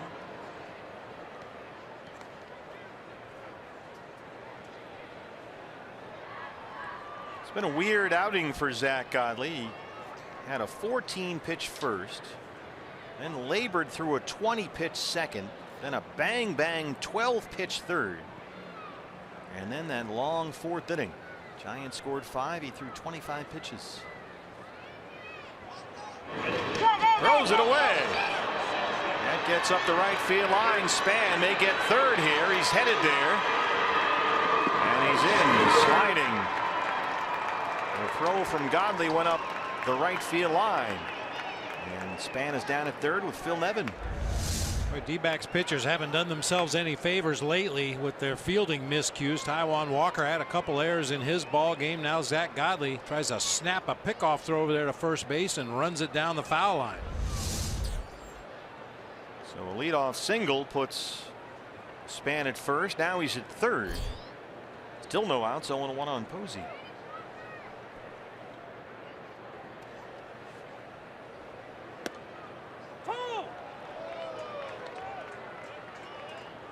Buster Posey asking Doug Eddings, "You sure about that?" Curveball, strike 2. Yeah, that breaking ball that catches the bottom of the zone. Usually the catcher's going to end up receiving the pitch darn near in the dirt. And I think that's what Buster saw. He saw John Ryan Murphy reach down below the zone to catch that pitch, but it looked like it caught the bottom. That one not so much.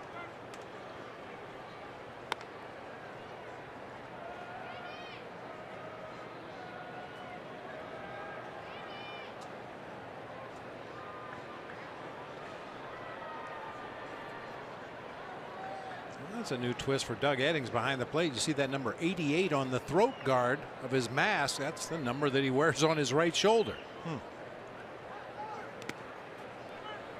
Another curveball from Godley. Murphy's having to work hard back there.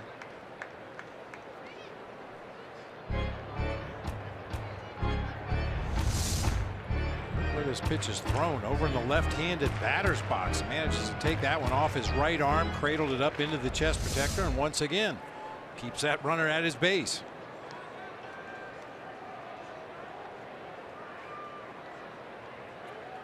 Two and two on Buster Posey.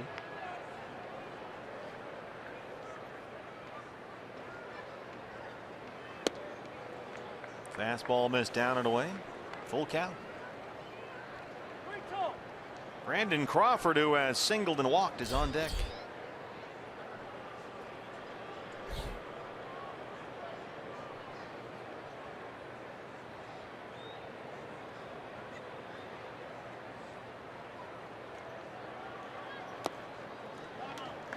This with another fastball. Third walk issued by Godley. 2 on, no outs for Crawford. Well, if this is something of a postseason audition, it's not going at all the way Zach would like it to, I'm sure. A 5-run fourth inning for the Giants. Now 2 on to start the 5th. That gets Mike Butcher out there. Yeah, when you have a hitter down in an 0-2 hole and then throw 4 straight balls to walk him, that's usually the cause of a visit from the pitching coach. Hey, what's up with that?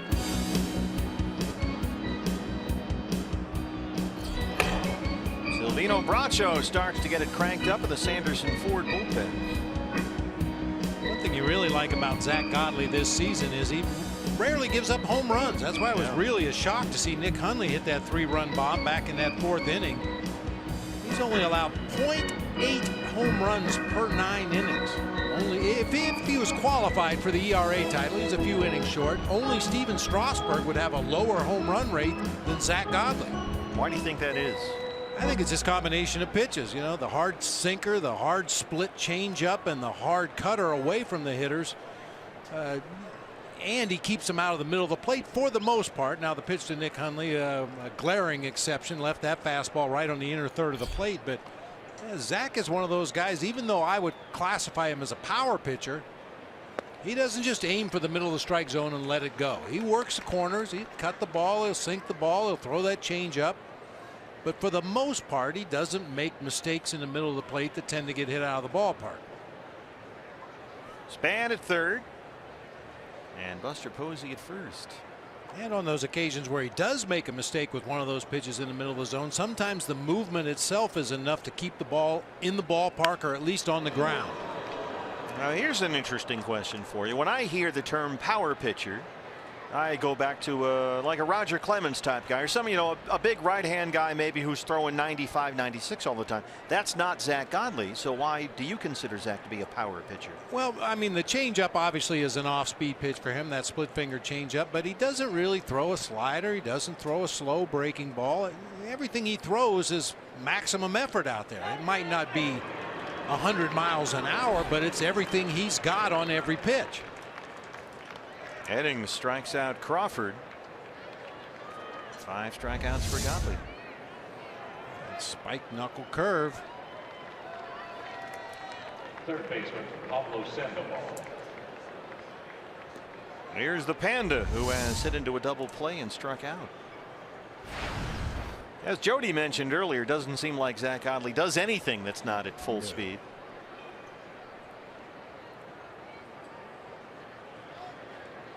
First and third, 1 out. Sandoval 0 for 2.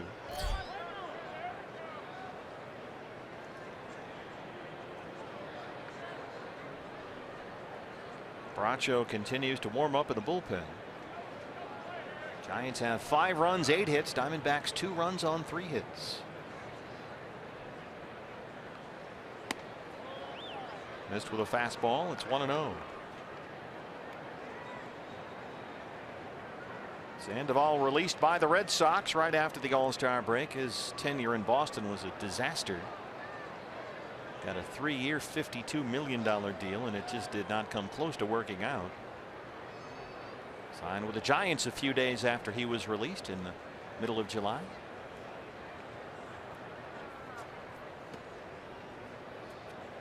I asked Mike Hazen the question about how important makeup was when you're making a deal or signing a free agent, and he said it's not the foremost thing they look at, but certainly it's something they look at, and I wonder if the Red Sox really looked closely.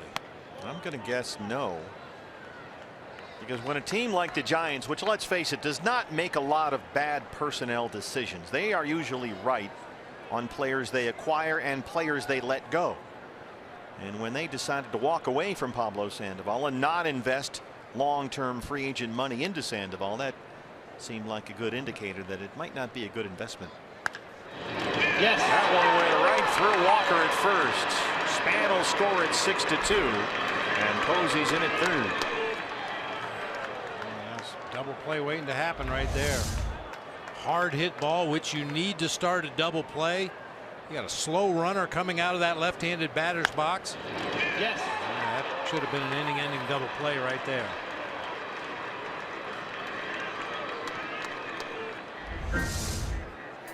Well, Bracho is continuing to warm up. Here comes Torey Lovullo, and this was not the night Zach Godley had hoped for.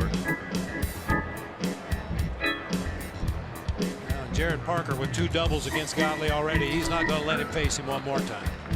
D-backs trail at 6-2 back after this.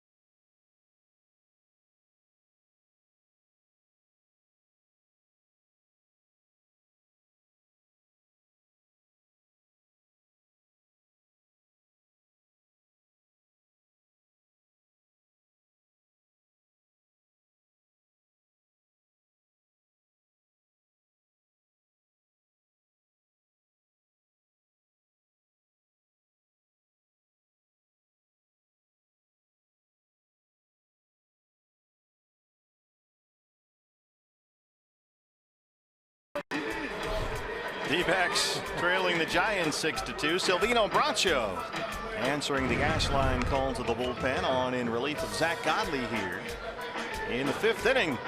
After Godley, you can argue, should have been out of the inning on that ball that went through the legs of Christian Walker. It was initially scored a base hit. That has been changed to E3. The second error in this inning by the Diamondbacks. And here comes Bracho to face Jarrett Parker, who has doubled twice tonight, 2 for 2.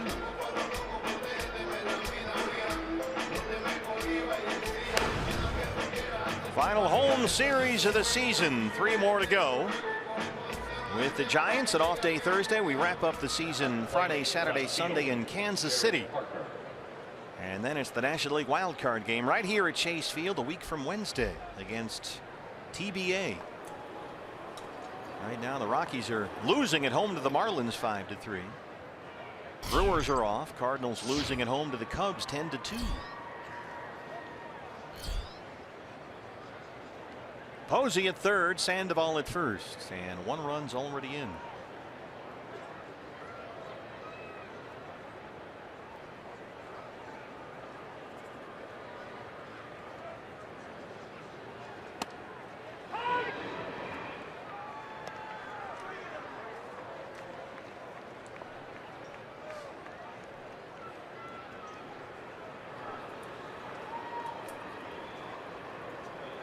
Godley responsible for 2 more base runners. 6 runs on 8 hits for the Giants so far. Zach walked 3, struck out 5.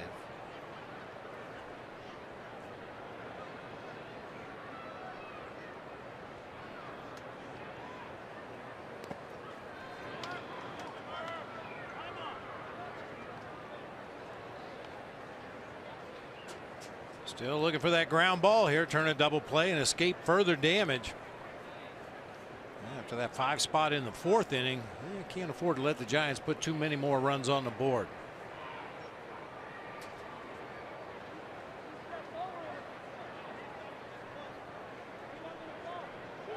Doug Eddings going back and forth with the Diamondback dugout.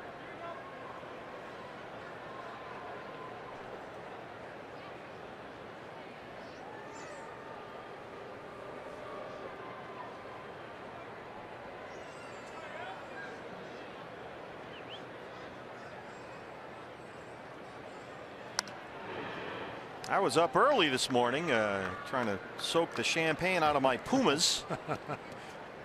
Ruined a really nice pair of old school Puma sneakers I had. But I did hear you on the radio with Doug and Wolf this morning. Yeah. And in watching this half inning, I'm reminded of what you said. If there is a concern for the postseason, they asked you, what would it be? And you mentioned defense, and we've seen the defense bite the Diamondbacks here in this inning. Yeah, I mean, you know, during the regular season, occasionally you can get away with some defensive miscues. You can get away with an occasional mental error here or there. Struck him out. Everything is so magnified in the postseason. You do not want to give up any outs. You do not want to give that other team 1 extra at bat. Got to play airtight defense. Get the outs you're supposed to get. And you go back to the Saturday game where Taijuan Walker committed a couple of errors that turned out to be big in that ball game, and 2 errors in this inning tonight. Hundley has walked and homered.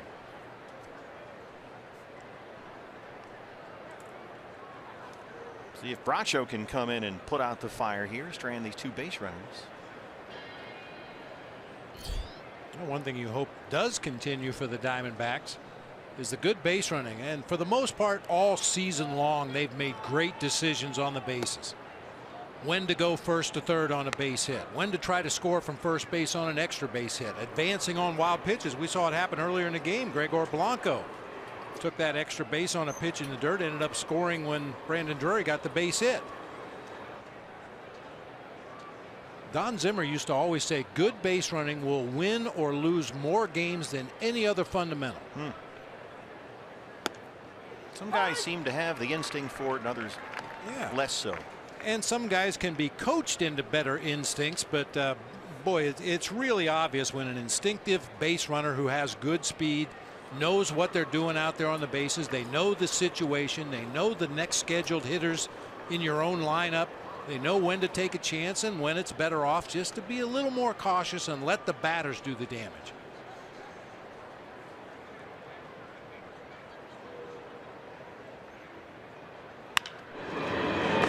third base for Rosales. They go the short way for the force on the Panda. Giants add a run. D-backs trail at 6-2.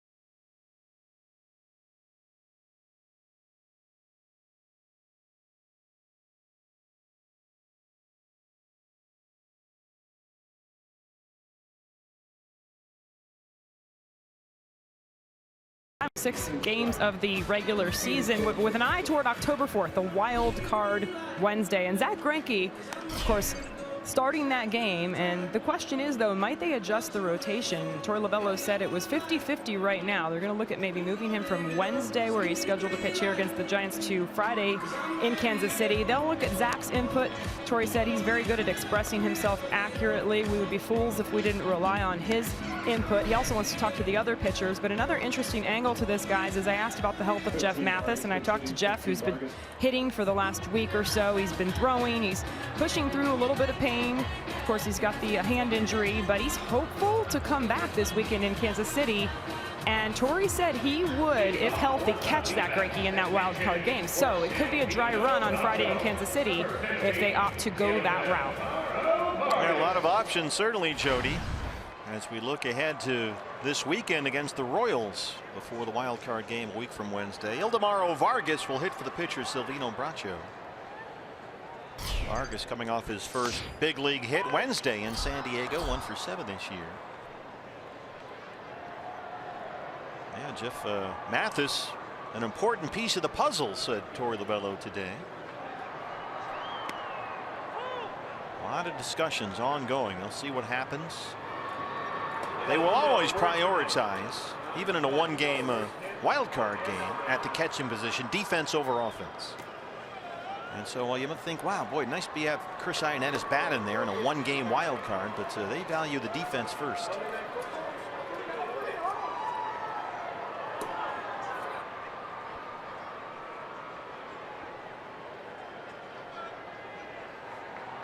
The concern with having Zack Greinke pitch here Wednesday, that's an afternoon game, the series finale against the Giants, as Vargas strikes out, is that it would obviously be a full week until the wild card game, and that might be too long a layoff for Zack. Wants to stay sharp. And that's why they want Zach's input. I'm sure there have been situations throughout the course of his career where he was in a similar situation. Do we give you an extra couple days in this start and then pitch you on regular rest the next time, or are we better off doing it this way? And you know, as I said, Zach's been through it before, I'm sure, and they'll crunch the numbers. They'll get his input. They'll get everybody's input before finally making a decision.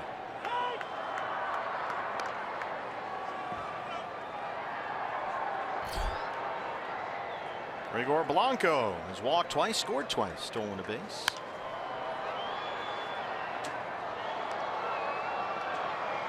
So Robbie Ray starts here tomorrow night against Matt Moore.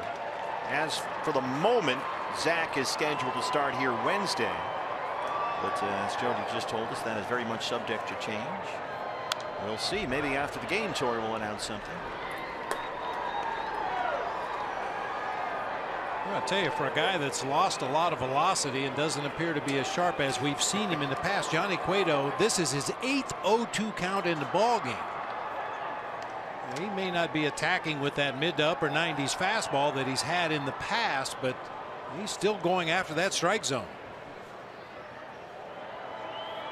Trying to show he's healthy. Well, there's an interesting twist with Johnny Cueto.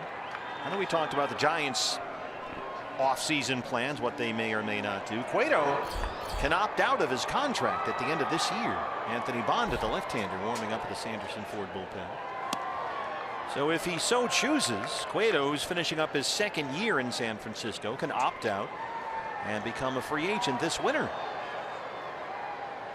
Now, he's guaranteed $21 million a season for each of the next 4 years after this one. As Blanco pops this one up, so it'd be walking away from a whole truckload of guaranteed money. And for a guy who will be 32 next year when spring training starts, that might not be the greatest decision. But if he thinks there's more money out there, he could go get it.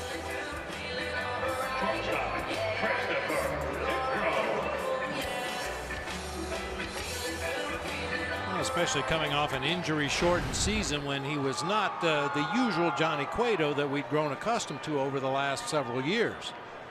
That would be a real gamble on his part. Sure would. That original deal he signed with the Giants prior to last year's 6 years, $130 million. Remember, the Diamondbacks were the team that first approached Cueto in that offseason. He turned them down and wound up getting more money from the Giants, and the Diamondbacks wound up with Zach Greinke. Everything works out the way it does for a reason. How about that? Yeah. That was the full shimmy and the shake and the whole thing. Those little things you stick on your dashboard that wobble around when you hit a pothole. He looked like one of those. The hula skirt on. Yeah. Watch this. He gets right in the middle here and watch his shoulders. Back and forth, back and forth, back and forth. How in the world does he even find his catcher after all that, let alone the strike zone? And Christopher Negron wasn't thrown. He banged that one into right field. A 2-out single for Drury, who has knocked in both Diamondback runs. A double in the first and a single in the third.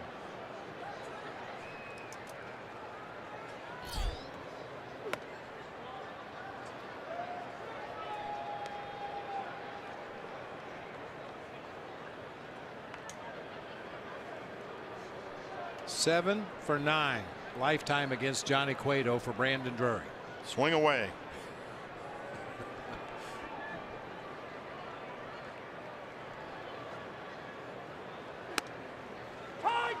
Looks at a slider. It's a ball and a strike.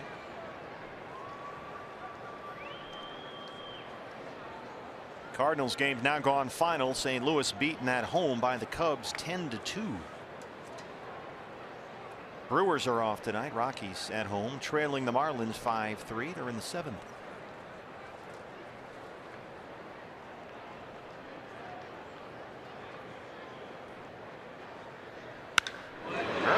It to center. Span is there. Boy, Brandon hit that right on the button. We'll enter the 6th inning. Diamondbacks trail the Giants 6-2.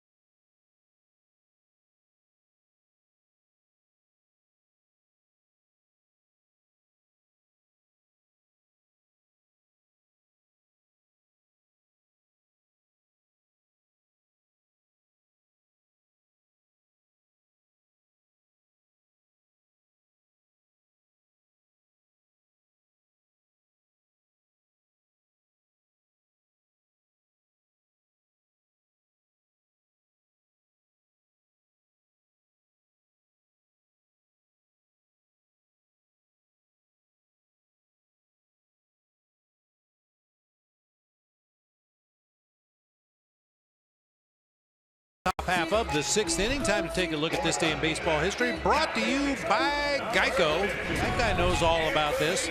Dr. Frank Jobe performs the very first ulnar collateral ligament reconstruction on some guy named Tommy John back in 1974. Of course, we all know it as Tommy John surgery now. Yeah, Candy was, I believe, patient number 7 or 8, but he was only the second one that worked.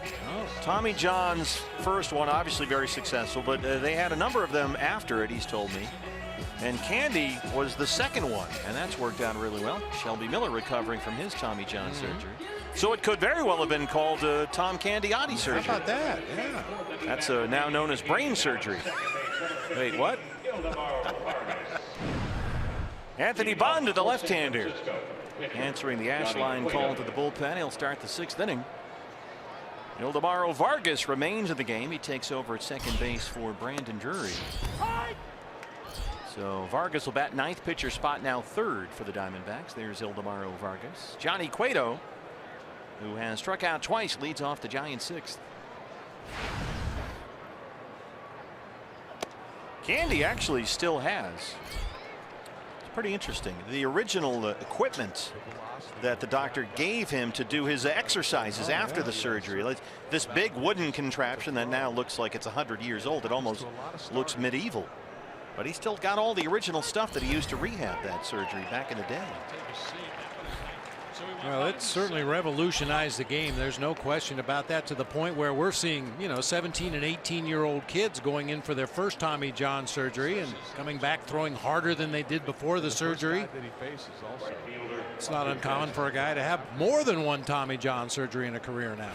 It's interesting. They've actually told Leo Gilmartin he will need that surgery from all the buttons that he's pushed over the years in the radio booth.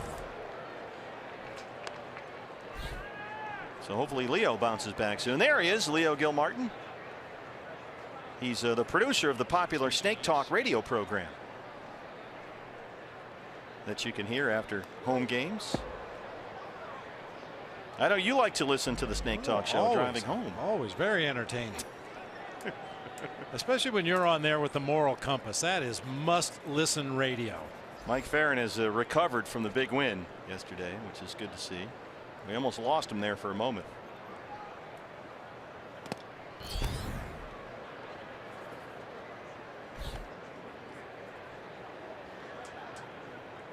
Two and one on Hunter Pence, who homered his last time up. Of course, talking about Tommy John surgery, I didn't know a lot about it. I was familiar with it, and I knew for some guys it had been a career saver. I had a long conversation with our trainer back in '01, Paul Lassard.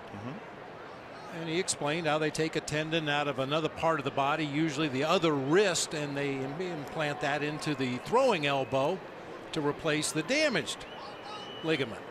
I said, well, why don't we use ligaments from a cow? I mean, something really sturdy, or a big ligament from your leg. Why do we use the same size ligament? And he looked at me like I was from another planet. You want to put a cow ligament in a human? I said, yeah, why not? Just forward thinking, that's all that is. Just trying to stay ahead of the curve. Cutting edge. Struck him out. Bonda humped it up with a fastball at 98 and blew it right by Hunter Pence. How about that Anthony Bonda fastball? Yeah. A little extra heat here from Anthony Bonda. Hasn't pitched in a while. And, as a starting pitcher, he's a guy that's kind of used to pacing himself. But coming here out of the bullpen in the 6th inning tonight, he's just going to flame on, throw as hard as he can. Joe Panik 0 for 3.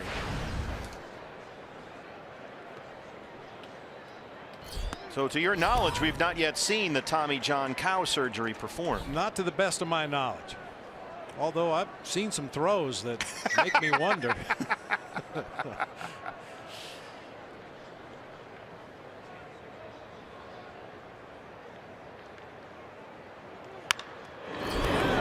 Right to Rosales at 3rd. Impressive 6th inning for young left-hander Anthony Bonda. Diamondbacks trail at 6-2.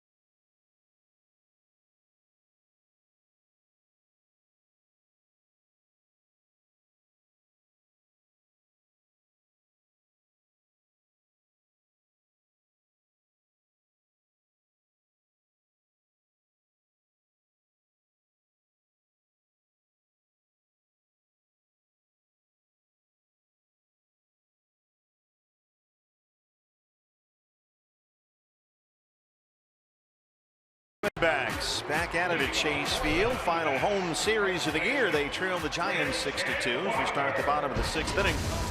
What's next brought to you by CenturyLink. Game 2 of this 3-game set. Robbie Ray on the mound tomorrow against lefty Matt Moore. That's a 6:40 start. Diamondbacks live pregame show here on Fox Sports Arizona comes your way at 6 o'clock. Christian Walker leads off the bottom of the 6th against Johnny Cueto, who has walked 2 so far. He's got 7 strikeouts.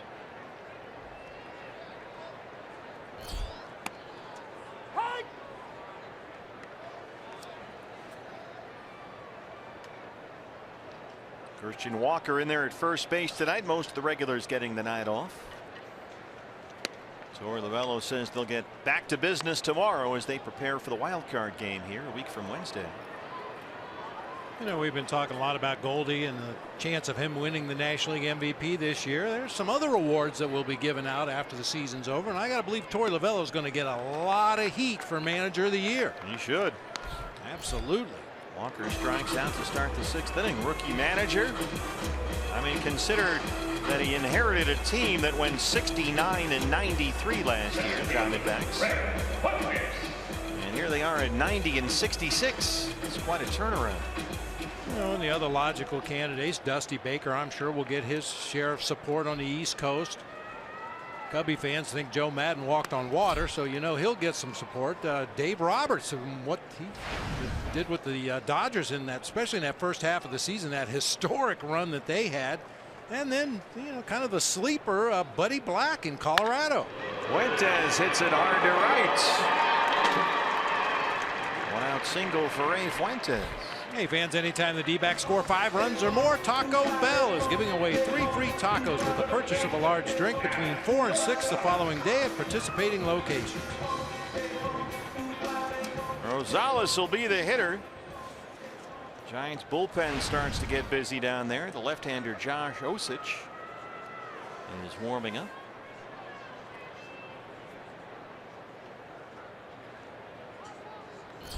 Cueto with 100 pitches, 67 strikes. Ball 1 to Rosales, who was 0 for 2.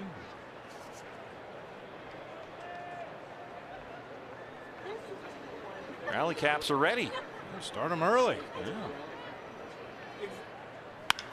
Hard to third. Sandoval's there. Panic for 1. Turn it. 6 innings from Johnny Cueto. Diamondbacks trail it 6-2.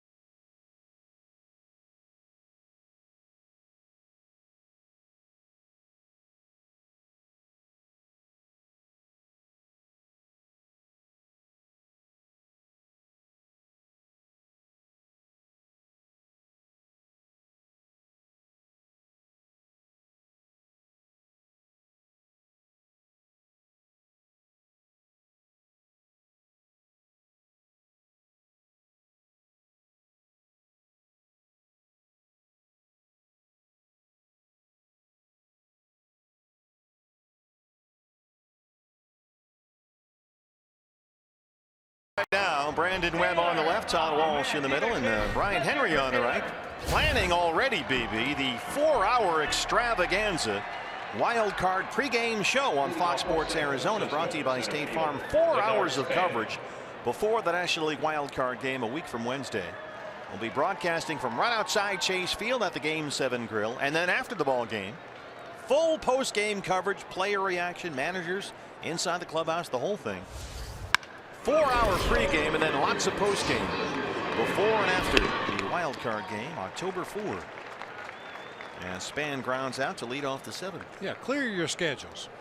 You're going to want to be in front of a television or here at the ballpark if you can.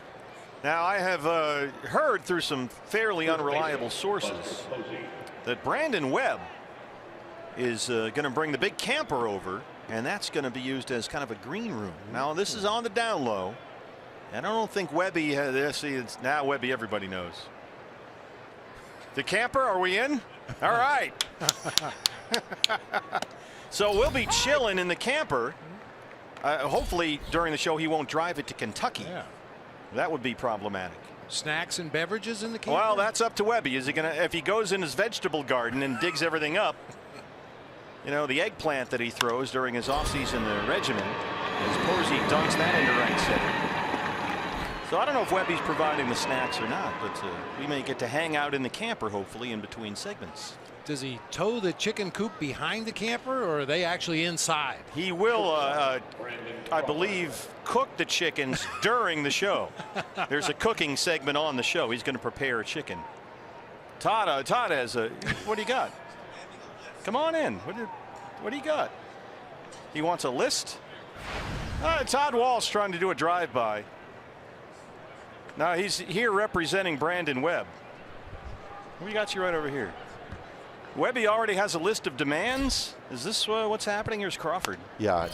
Excuse me. I'm sorry to interrupt. No. What do you got? This is. He has demanded a list from you guys for provisions. Cheetos. Sundries. Sundries. Good word. Caviar, please. Okay. Okay. Little dry vermouth. You know what caviar is to Webby, right? That's bait.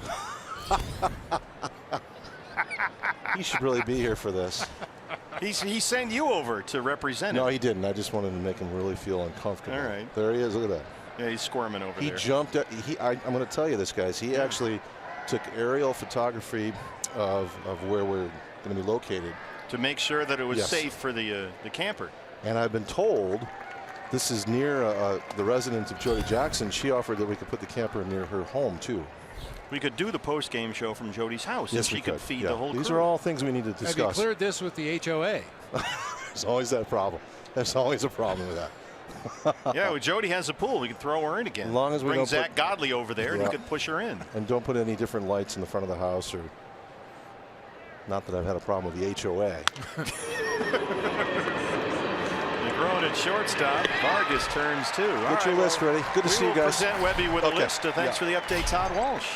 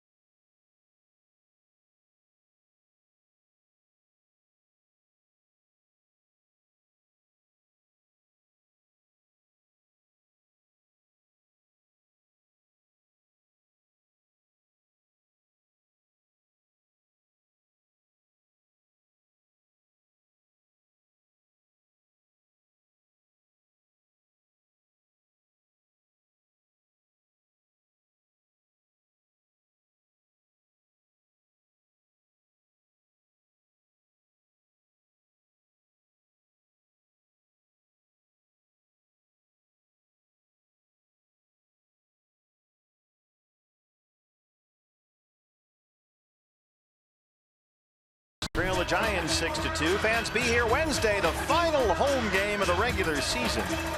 It's a matinee. First pitch 12:40 against these Giants. You'll enjoy some afternoon baseball with matinee price tickets. Get your matinee tickets now at dbacks.com/matinee. Final home game of the regular season before we host the wild card game here October 4. Leading off for the D-backs. New pitcher for the Giants as we open up the bottom of the 7th inning. Here's the left-hander Josh Osich. His 52nd appearance of the year, an ERA of 6.31.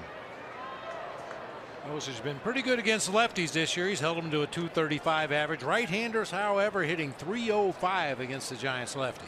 Well, he's facing left-hander Jeremy Hazelbaker, who has tripled and struck out. Hazelbaker leads off the 7th. D-backs only 2 runs on 5 hits.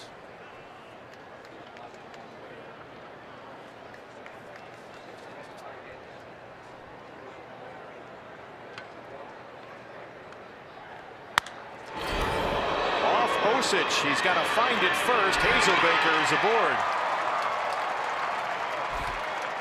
A base hit for Jeremy Hazelbaker. He's 2 for 3. Check on Josh Osich now, the lefty.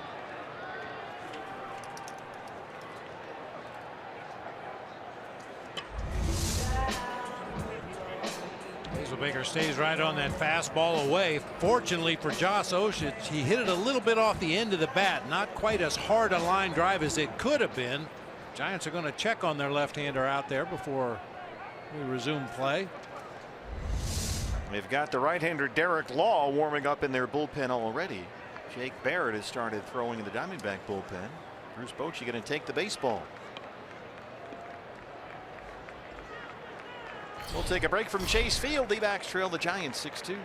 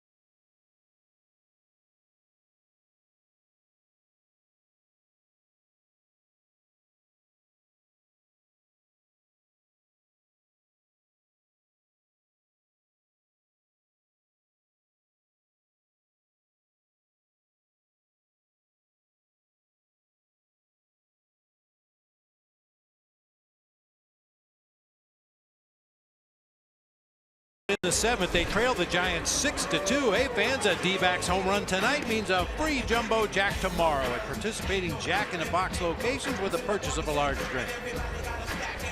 New pitcher for the Giants, the right-hander Derek Law. On to face catcher John Ryan Murphy. Law's 40th appearance of the year, 5.25 ERA.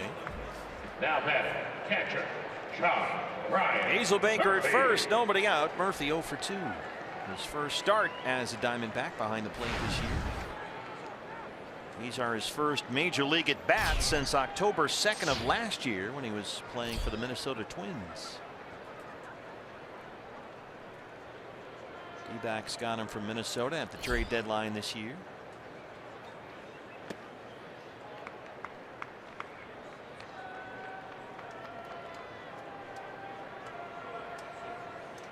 Murphy figures to be in the catching mix for next season. 26 years old.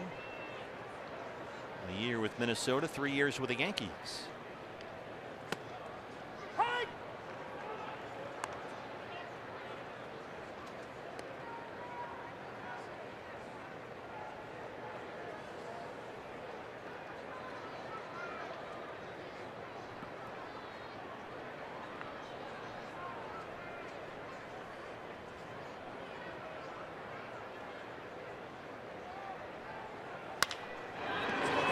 third. Sandoval panic for one. They turn the double play.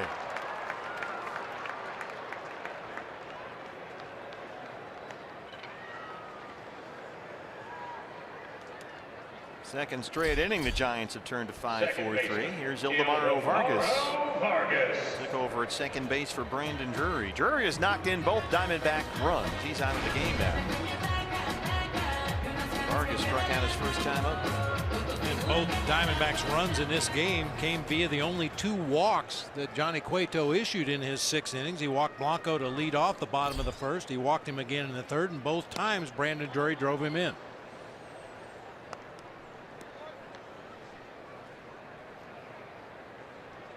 Vargas 1 for 8 with the Diamondbacks this year.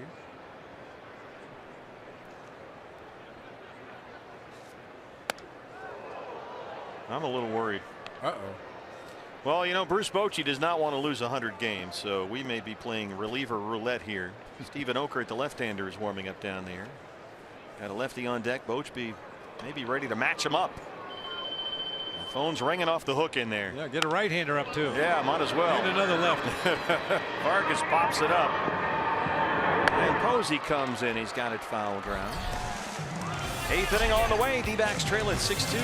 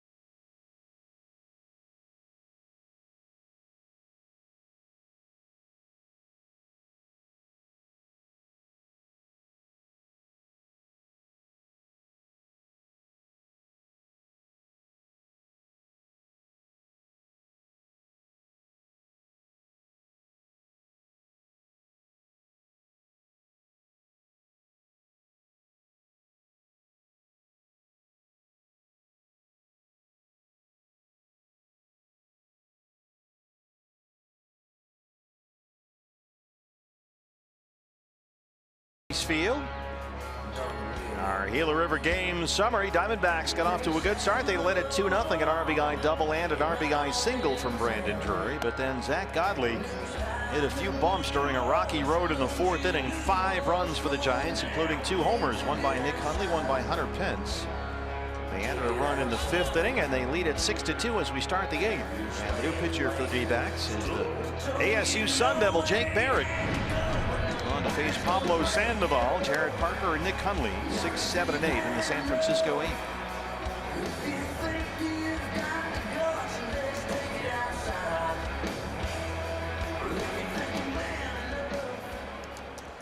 Leading off for San Francisco, here is the Panda. Baseman, Pablo Sandoval. Panda 0 for 3. He has hit into a double play. Struck out and reached on an error.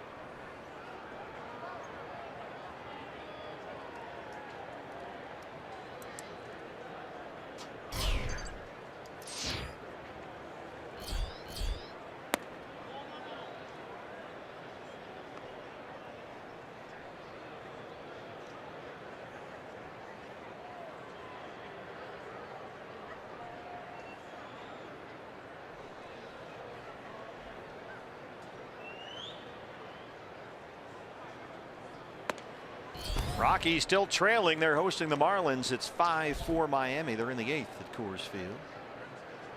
Colorado with a 2-game lead for that second National League wild card spot. The right to meet the Diamondbacks here at Chase Field. Brewers are 2 back. Cardinals are 3 back. Good fastball there from Barrett. It's 2-1.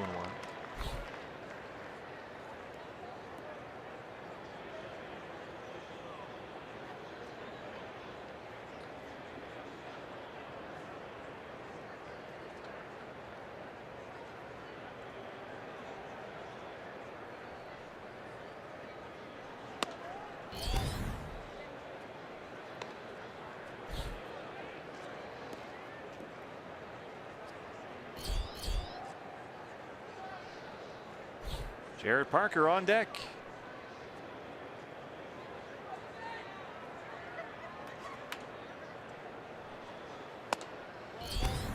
There to lead off walk to the Panda. Parker's had a good night. He's doubled twice, knocked in a run. 2 for 3. Not an easy thing to do. Pablo Sandoval does not like the pre-pass. He wants to swing that bat. That's only his 8th walk this season in 42 ball games. Now there's some confusion about his accoutrement out there. He's got the wrong helmet. Oh, they're going to take him out. Pinch the wrong runner. Yeah. Kelby Tomlinson is going to come in and run for the Panda.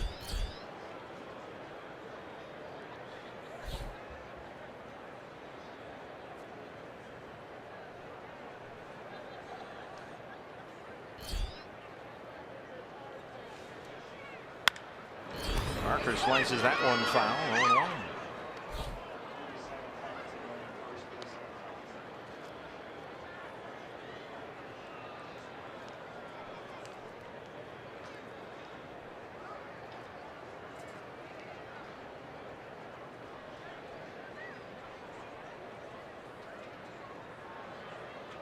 Mike Trout is homered for the Angels. 30 home runs for the 4th time in his career.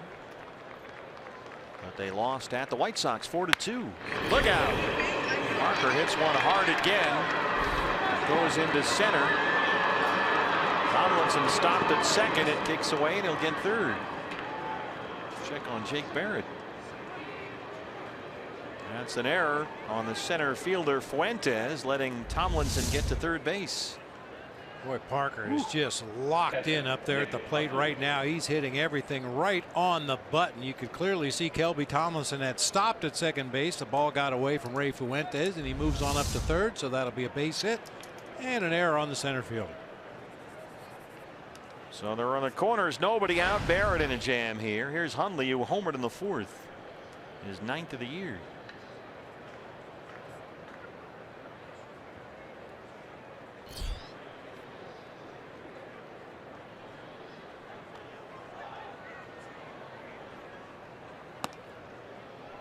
Pitcher spot up next for the Giants. Big Mac Williamson in the on deck circle.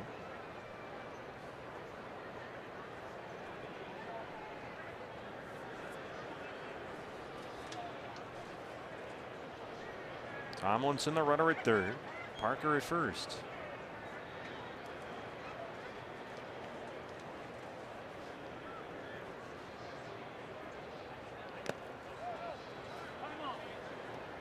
This is the way things have gone lately for Jake. He has struggled out of the bullpen. A walk and a single so far. Now he's behind on Hundley 2-0. It seems like ever since we started to talk about these appearances for the middle relievers as auditions for the postseason, one guy after another has struggled coming in out of that bullpen to try to show that they're the guy that Torrey can count on in the postseason. And Jake came on Saturday against Miami to work the 9th inning. Walked the leadoff man, then gave up a single. Walked 2 more guys in that inning. He threw 30 pitches, only 13 for strikes. 3 walks in that 9th.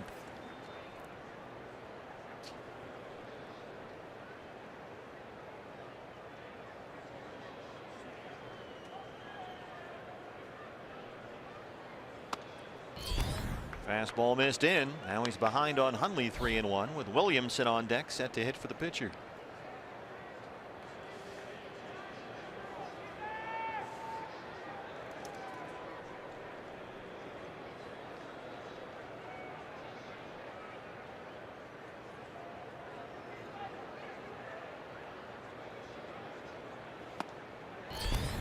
That one had some zip on it. Full count 3-2.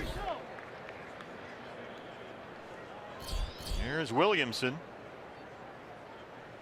He homered yesterday in the Giants' loss at Dodger Stadium.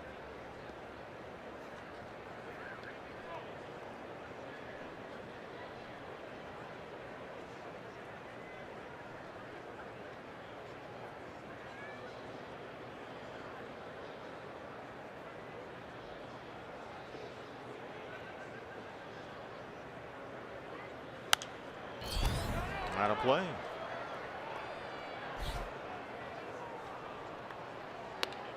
They've gone to the 9th at Coors Field. Rockies trail the Marlins 5-4. Brewers off tonight. Cardinals lost at home to the Cubs 10-2.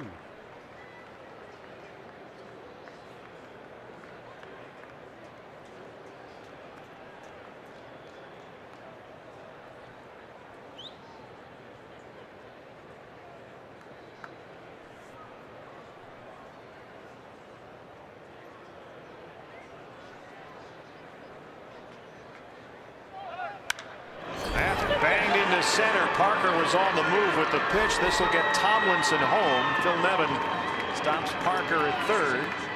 And it's 7-2 Giants. 4th RBI tonight for Nick Hundley. Well, we just talked about Nick Hundley gets a cookie every at bat. It doesn't get much more Oreo than that. That's a fastball right down the middle, and he just does not miss fastballs over the heart of the plate. Yeah, throughout that at bat, Jake had missed in, he missed out, he'd missed up, and still got to a 2-strike count on Nick Hundley, but then threw one right down the middle where he could whack it into center field for an RBI base hit.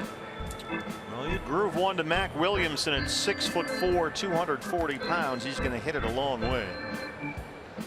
A home run yesterday in LA. Just 25 games with the Giants this year. He's been up and down. Absent for several extended stretches this season. Wound up playing in nearly 100 games at AAA Sacramento this year.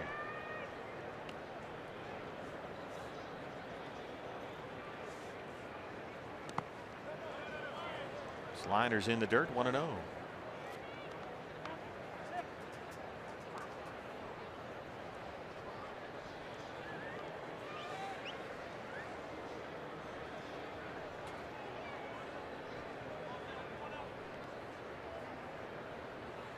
Parker third, Hundley at first. The run is in, still no outs.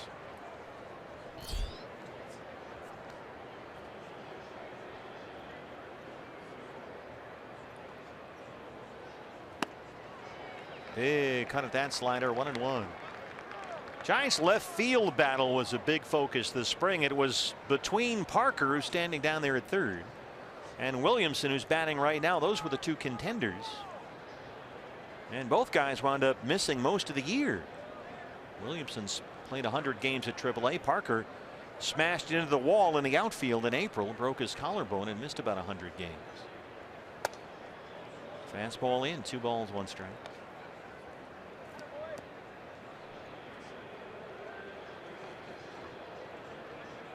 Well, given their home ballpark up there in San Francisco, I would have to say a left-handed pull hitter always has the advantage.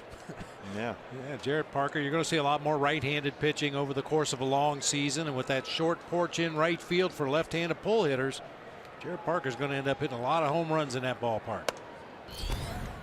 Boy, Barrett really trying to jam Williamson inside, but he's fallen behind 3-1. Hunter Pence on deck. Pence homered back in the 4th.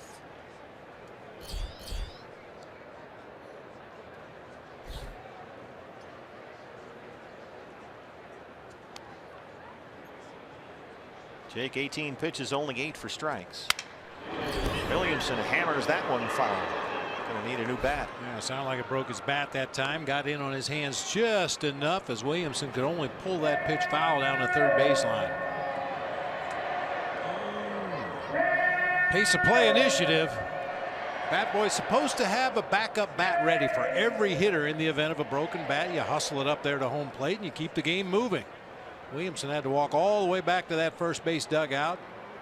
Gets a little stick-em on his hands, and only now is he heading back to home plate. That'll get a memo from the office. The Brenly office. Memos are flying out of there.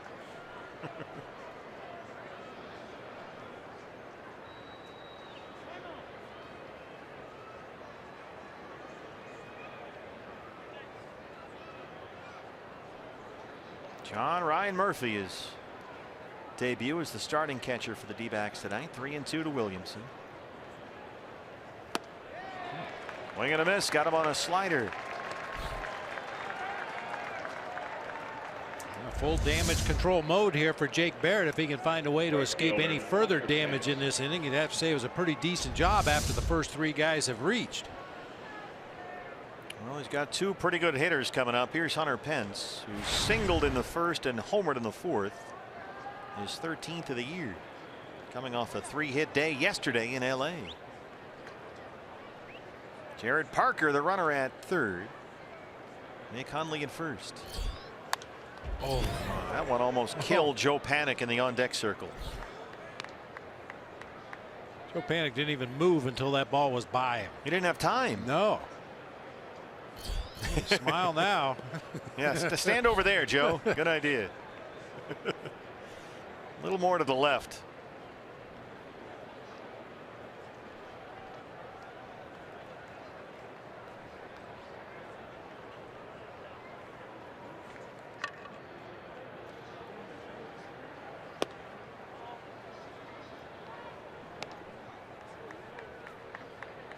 I was talking about it early in the game with Hunter Pence. He takes some awkward looking swings. He's a unique hitter, to say the least. But when he gets set up in that right-handed batter's box, it looks like you could throw the pitch over the outside corner all day long. And with him choked up on the bat, there's no way he can reach a fastball away.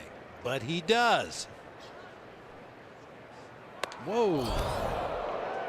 Hard fastball. That's the second time tonight that's happened to Hunter Pence. A pitch up and in. Dropped him to the dirt. Yeah, the first one was a breaking ball. This one had some hair on it. That's a 4-seam fastball up and in.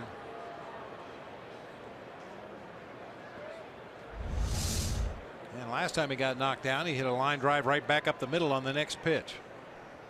23 pitches for Jake. More balls than strikes. Trying to make the backhand grab. Here comes Parker coming home. And he will score as Hundley heads into third.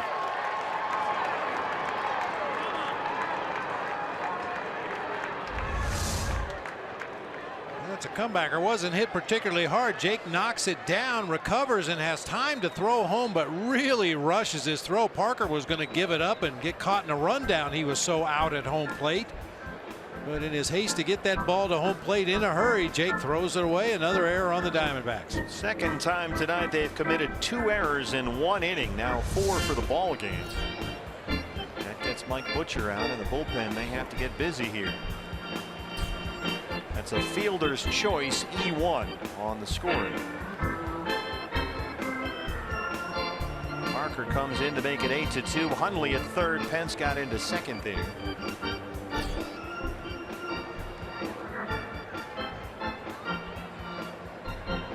And here's Joe Panik, who's 0 for 4.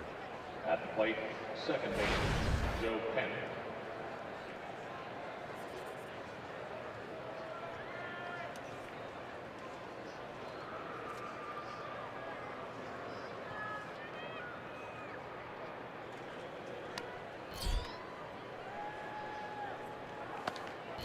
Infield in on the grass for the Diamondbacks.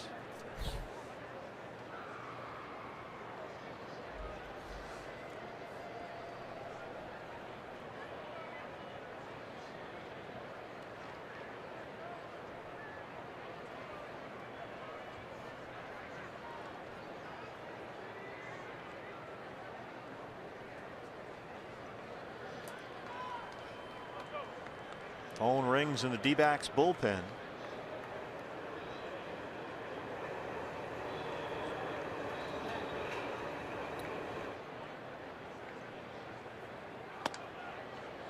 Fastball away, 1-0.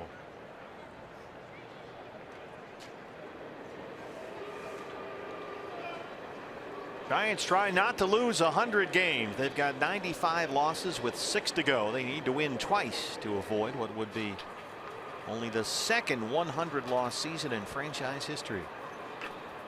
The only other 1985. There's the strike, 1-1.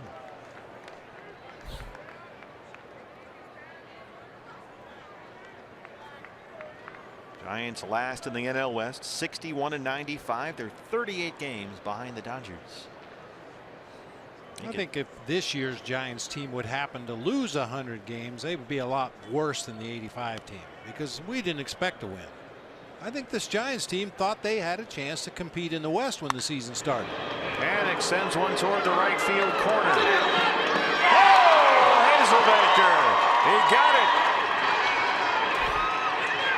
Nobody knows where to run. Pence is tagged out. Hundley came across. You're going to score the run. Hazelbaker made the catch. Pence is awfully confused down there. First base umpire Jeff Nelson ran up the line, signaled out. That'll end the inning. That is a really, really wacky, wild double play. Jeremy Hazelbaker lays out. They get Pence, but the Giants add another run. It's 9-2.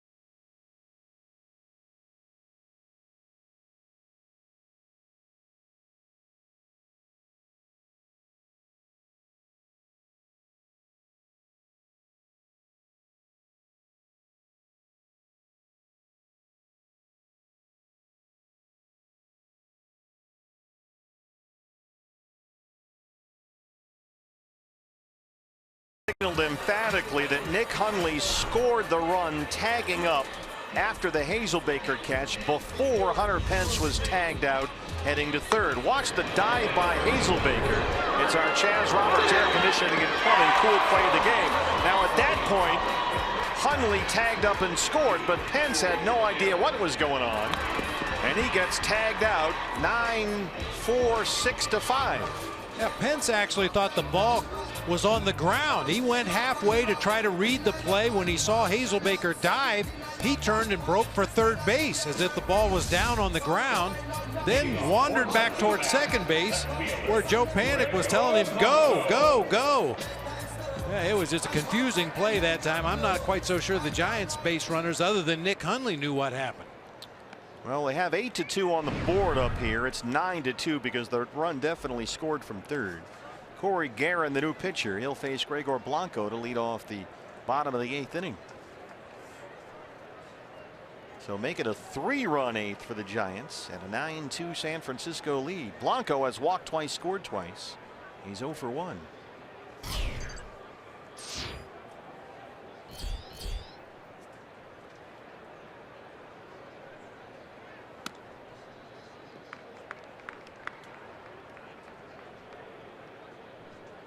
Somewhat ironic that Hazelbaker made that tremendous diving catch and subsequent double play, considering it's been a sloppy night for the Diamondbacks defensively. 4 errors ties a season high. They've done it twice. The last time was Saturday. We talked about that game earlier against the Marlins. D-backs committed 4 errors in that ball game, 2 by the pitcher Taijuan Walker.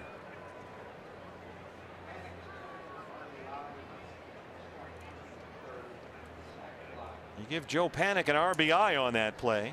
Scored a sacrifice fly for the second out of that inning. Hunter Pence tagged out, was the third out. Blanco hits one hard right to Posey at first.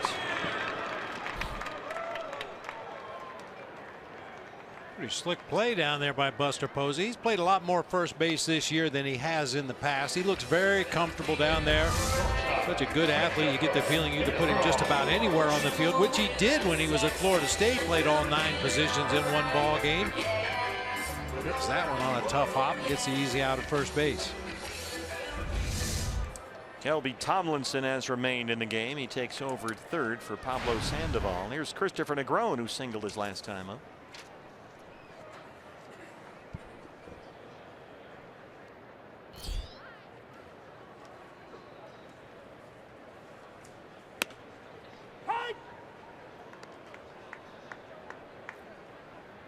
Negron the start at shortstop tonight.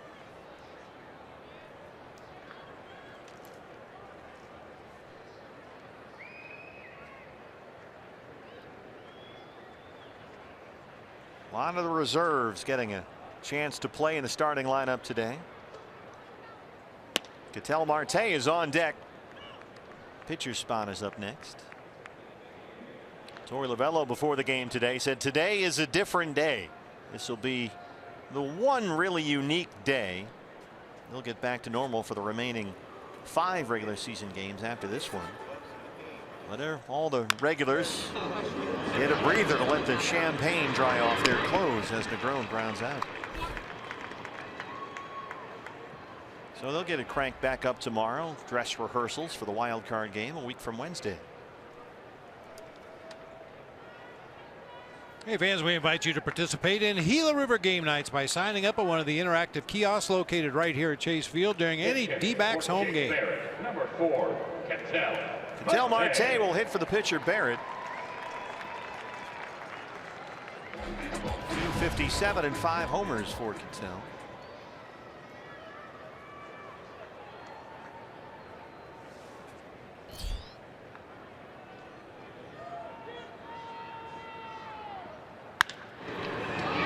To panic at second. Diamondbacks have twice as many errors tonight as they have runs. They trail it 9-2.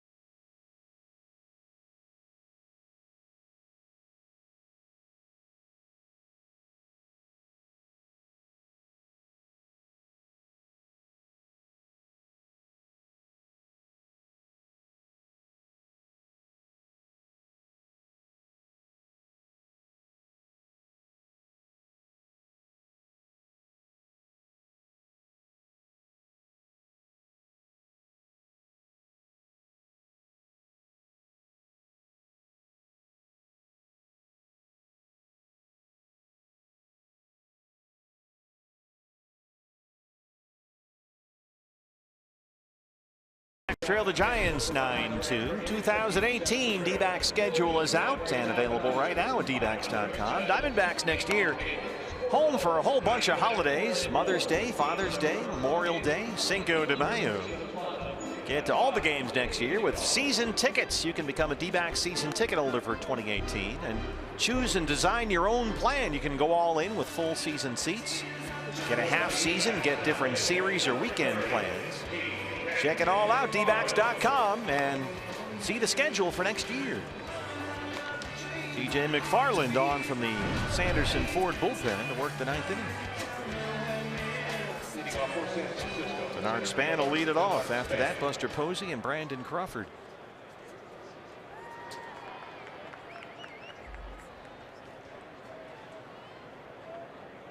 Span singled and scored in the 5th inning. He's 1 for 4.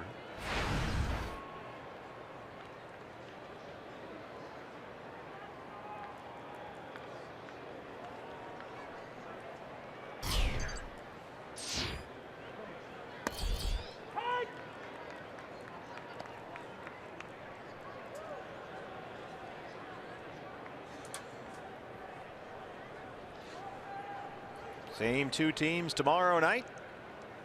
Battle of left-handers. Robbie Ray for the Diamondbacks and Matt Moore for the Giants. Up the middle, second base. Vargas gets over there, makes a nice play. Ildemaro Vargas, one away.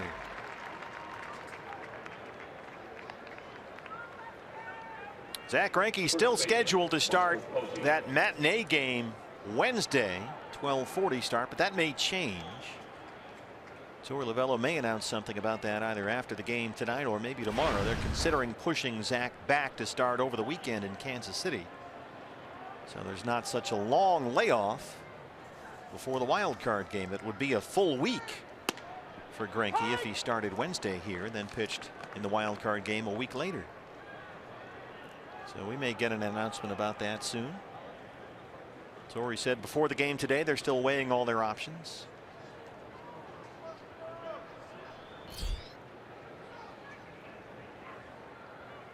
Well, and ideally the Diamondbacks and Torey Lovullo and the front office are going to have more decisions to make, ideally, if the D-backs advance on to the next round, because that's a completely different animal now. 5-game series. Yeah, you get to rebuild the whole roster. Yeah, you're going to need the extra starters as opposed to maybe an extra bench player or an extra relief pitcher. You may want to, you may be forced to bring back guys on short rest. Robbie Ray gets the baseball tomorrow night. Here's Shelby Miller.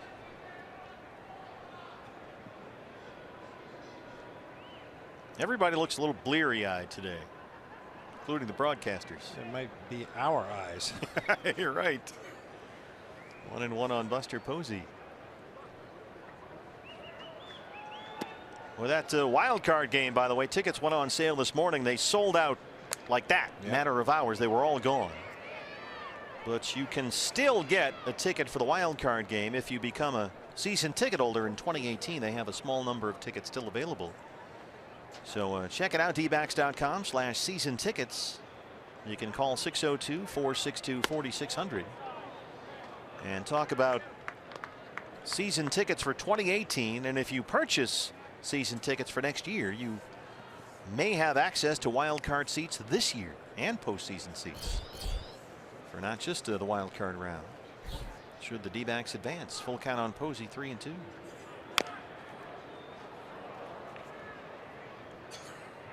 I was checking the old emails today and I saw the email from the Diamondbacks. Wild card seats go on sale. Then about 2 hours later, wild card game sold out. Buster with that pad on the front foot, ankle area, still bangs one off, tries to run it off down that first baseline. Yeah, the wild card game, it says, sold out in 1 hour. Wow. And tickets do remain for possible National League Division Series games, which would be here at Chase Field October 9th and 10th. The wild card game is the 4th. Possible Division Series games here 9th and 10th. Deep left center, Fuentes out there. So check that out, fans. You can access postseason tickets by purchasing a 2018 season ticket plan, including full half-season series, weekend plans, all available. dbacks.com/season tickets. And the Chase Field team shop here has all the postseason gear. You want to get the hat, the t-shirt, all that stuff. They've got it all here at the team shop. And the Chase Field team shop is running extended hours, trying to make sure everybody can get all the stuff they want. So starting on the 28th of this week, which is Thursday. So starting on Thursday, the Chase Field team shop will be open from 9 in the morning to 7 o'clock at night, 7 days a week, all the way through the end of the year to get your stuff. Some Just Dingers t-shirts down there. I got to get one for the wife. Yeah. And keep in mind, fans, it's only 91 shopping days until Christmas. So if you've got a D-backs fan in the family or friends or at work, that playoff hat, postseason, that's a beautiful hat. Mine got all covered in champagne last night.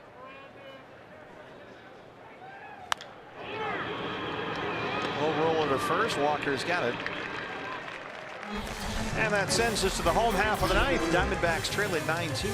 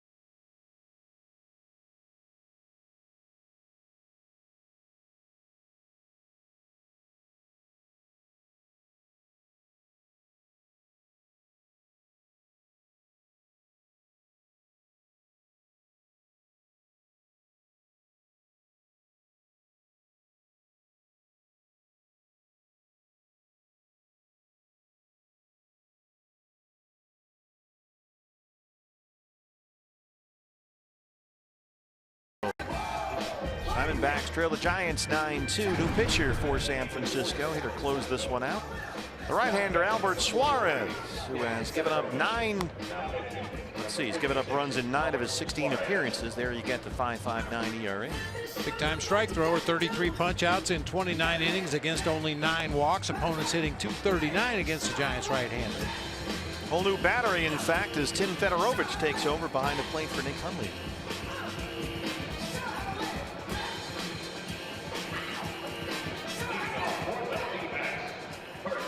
Christian Walker will lead it off in the Diamondback 9th inning. They've been out hit 11-6. They trail it 9-2.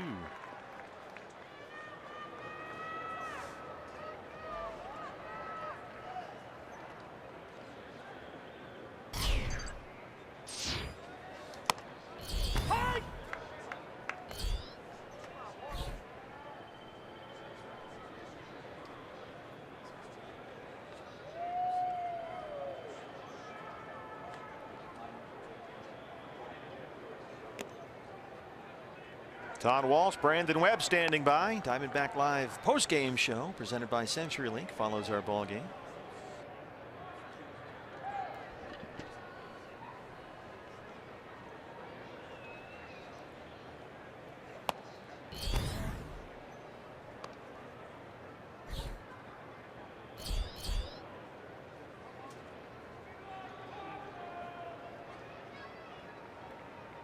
Tough night for the Cardinals, I see. Cowboys beat them. Ooh. Yeah, Redbirds got off to a lead in that one. Carson Palmer had an early touchdown pass I saw before our game started. We got to see a little bit of the beginning of the game. But Dak Prescott led the Cowboys back 28-17 the final. So the Cardinals dropped to 1-2.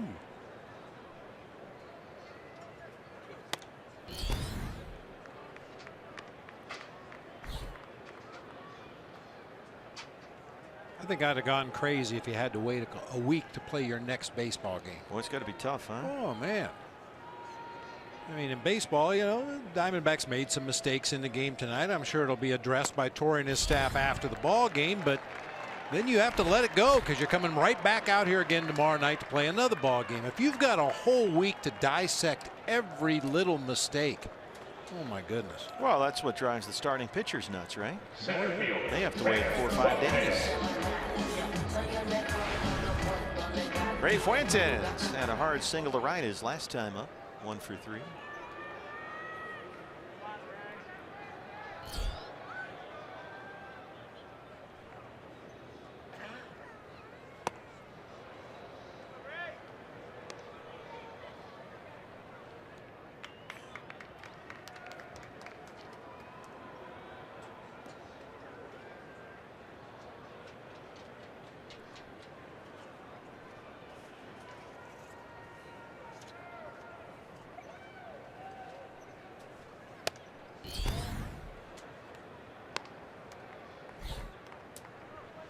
Now a final. Rockies lost at home to the Marlins 5-4.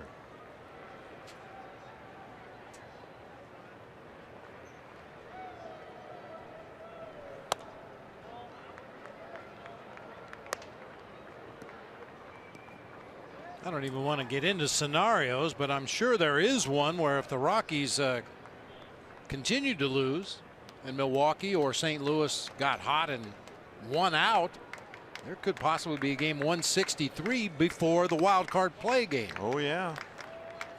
Well, let's see, you've got these aren't updated online yet, but Milwaukee would be a game and a half back right now. They're off tonight. Cardinals got clobbered at home by the Cubs 10-2, so they'd be 2.5 back.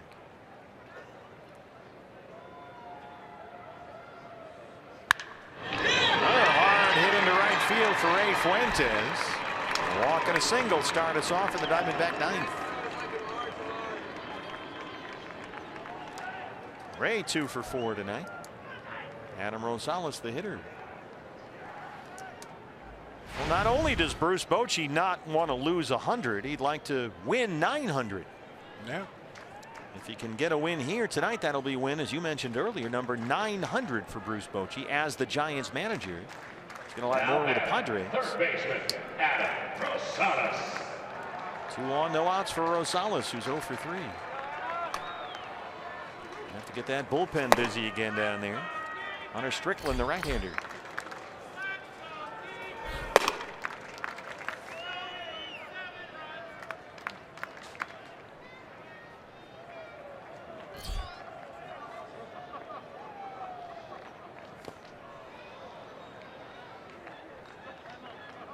Yeah, so officially now with the Colorado loss, the Brewers are a game and a half behind the Rockies. The Cardinals are 2.5 back.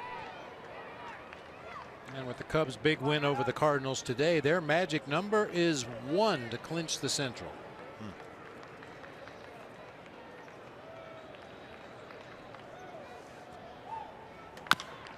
High chopper over the mound. Crawford got the tag, and that's it. Got the glove on Fuentes. Walker is in at third, and Rosales is safe at first. Just great field awareness by Brandon Crawford on that chopper off home plate. It leads him to the bag at second. Realized he didn't have enough time to flip on to his second baseman for the out. It looked like Fuentes may have gotten in under the tag anyway. I think Torey Lovello's thinking the same thing. That foot looked like it got in there first. And they will challenge the out call at second base. That ball was in the air so long after it bounced off home plate. I'm not sure Crawford had a play on Rosales at first base, so he realized the sliding runner was coming into second. He just tries to take it himself right there. Tag was applied up high above the belt that time. Official video replay review presented by Southwestern Eye Centers. Find out if you're a candidate for LASIK today at SWI.com. The call on the field is that the runner was out at second base. The review was initiated. Jeff Nelson, the crew chief, first base umpire on the right there, and Corey Blazer, the second base umpire, on the left.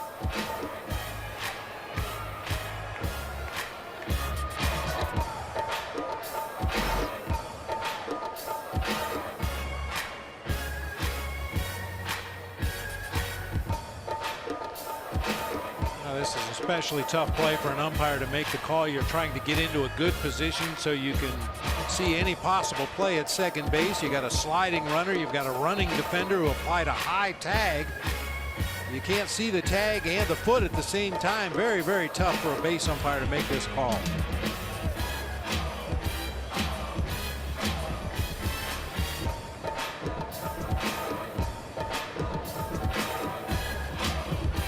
Out at second.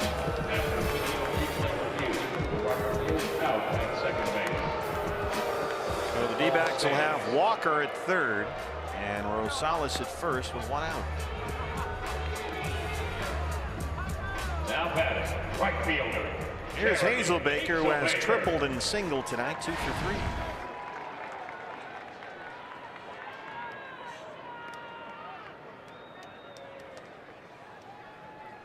I'm still marveling over the catch that Jeremy Hazelbaker made down in foul territory down that right field line. I mean, we've seen some outfielders from time to time run to a spot, catch the ball, and then dive, just to make it look like a tough play. Hazelbaker needed every bit of his frame, every bit of that 11.5-inch outfielder's glove to get to that ball. Full extension, no regard for his body whatsoever, and turned it into a double play. Yeah, he laid out on a dead run in that right field corner, caught it in foul ground, and they got Pence out on the bases. But that has been the lone defensive play for the Diamondbacks on a night in which they made 4 errors.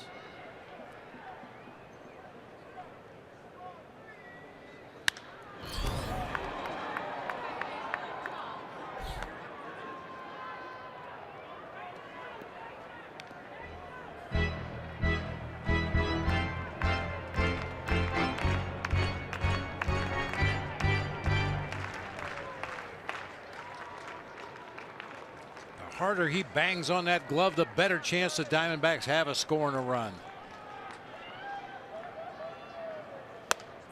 That's what it's all about, though. That young man wearing a D-backs jersey, he's got his glove at the game. Home team trailing by 7 runs in the bottom of the 9th, and he is still rooting them on. John Ryan Murphy, the catcher, on deck.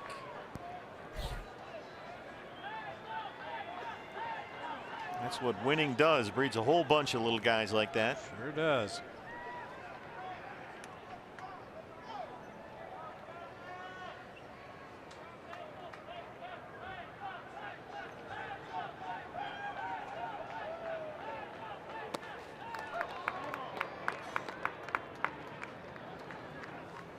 Well, Strickland still warming up as Suarez struggles. Full count on Hazelbaker.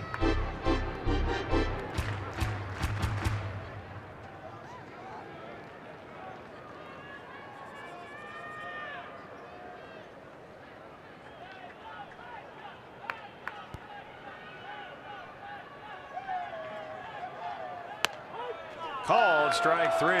Dropped the changeup in there.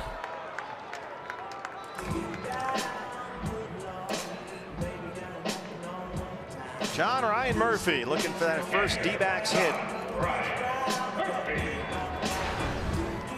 0 for 3 tonight, his first start as a Diamondback. He's got Walker at third, Rosales at first, and 2 outs.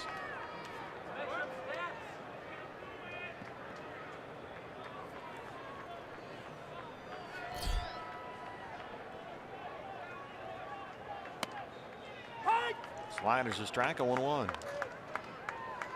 So Bruce Bochy 1 out away from 900 wins as the manager of the San Francisco Giants.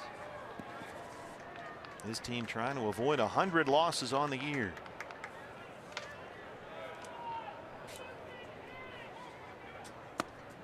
D-backs will drop to 90-67. Same 2 teams tomorrow night. Robbie Ray and Matt Moore, the pitchers. 6:40 start. D-backs live pregame show at 6 o'clock on Fox Sports Arizona. Afternoon game, 12:40 start Wednesday. Third base for Tomlinson. They get the force on Rosales, and that's the ball game. Diamondbacks drop this one 9-2 as Bruce Bochy gets his 900th win as the Giants skipper. And congratulations to Bruce Bochy for that, and wipe this one off. Come back tomorrow. I would assume we're going to see most of the A team in there tomorrow. You see the congratulations for Bruce Bochy over in that first base dugout. Well, let's get the post-game festivities underway. Webby is standing by with Todd Walsh. Todd. Steve, thank you very much. And quickly, a nod to Bruce Bochy, one of the best, right? Yes, he is. And we congratulate them. But a tough night for the Arizona Diamondbacks, Brandon Webb. And you know what? You got to admit, from the very start, you had a backup lineup here tonight. But those starters earned that night off, didn't they? Oh, there's no doubt about it. I mean, you can kind of expect a lineup like this after clinching, give those guys a much-needed day off. And that's the kind of game we played. It was a sloppy game. Just wasn't a typical D-back game we've been accustomed to seeing. But there's lots to break down about that, and also an interesting story earlier today that Jody Jackson talked about on the pregame show, and Stephen Bob just spoke of later into the telecast, and that's the story of Zach Greinke and perhaps Jeff Mathis returning to catch him in the postseason. So we'll talk about that and what we saw here tonight and more, and some interesting scores from around Major League Baseball that pertain to the National League wild card. So when we come back, it is Diamondbacks Live, the postgame show after the Diamondbacks drop game 1 of this 3-game series to the Giants at Chase Field. Stick around.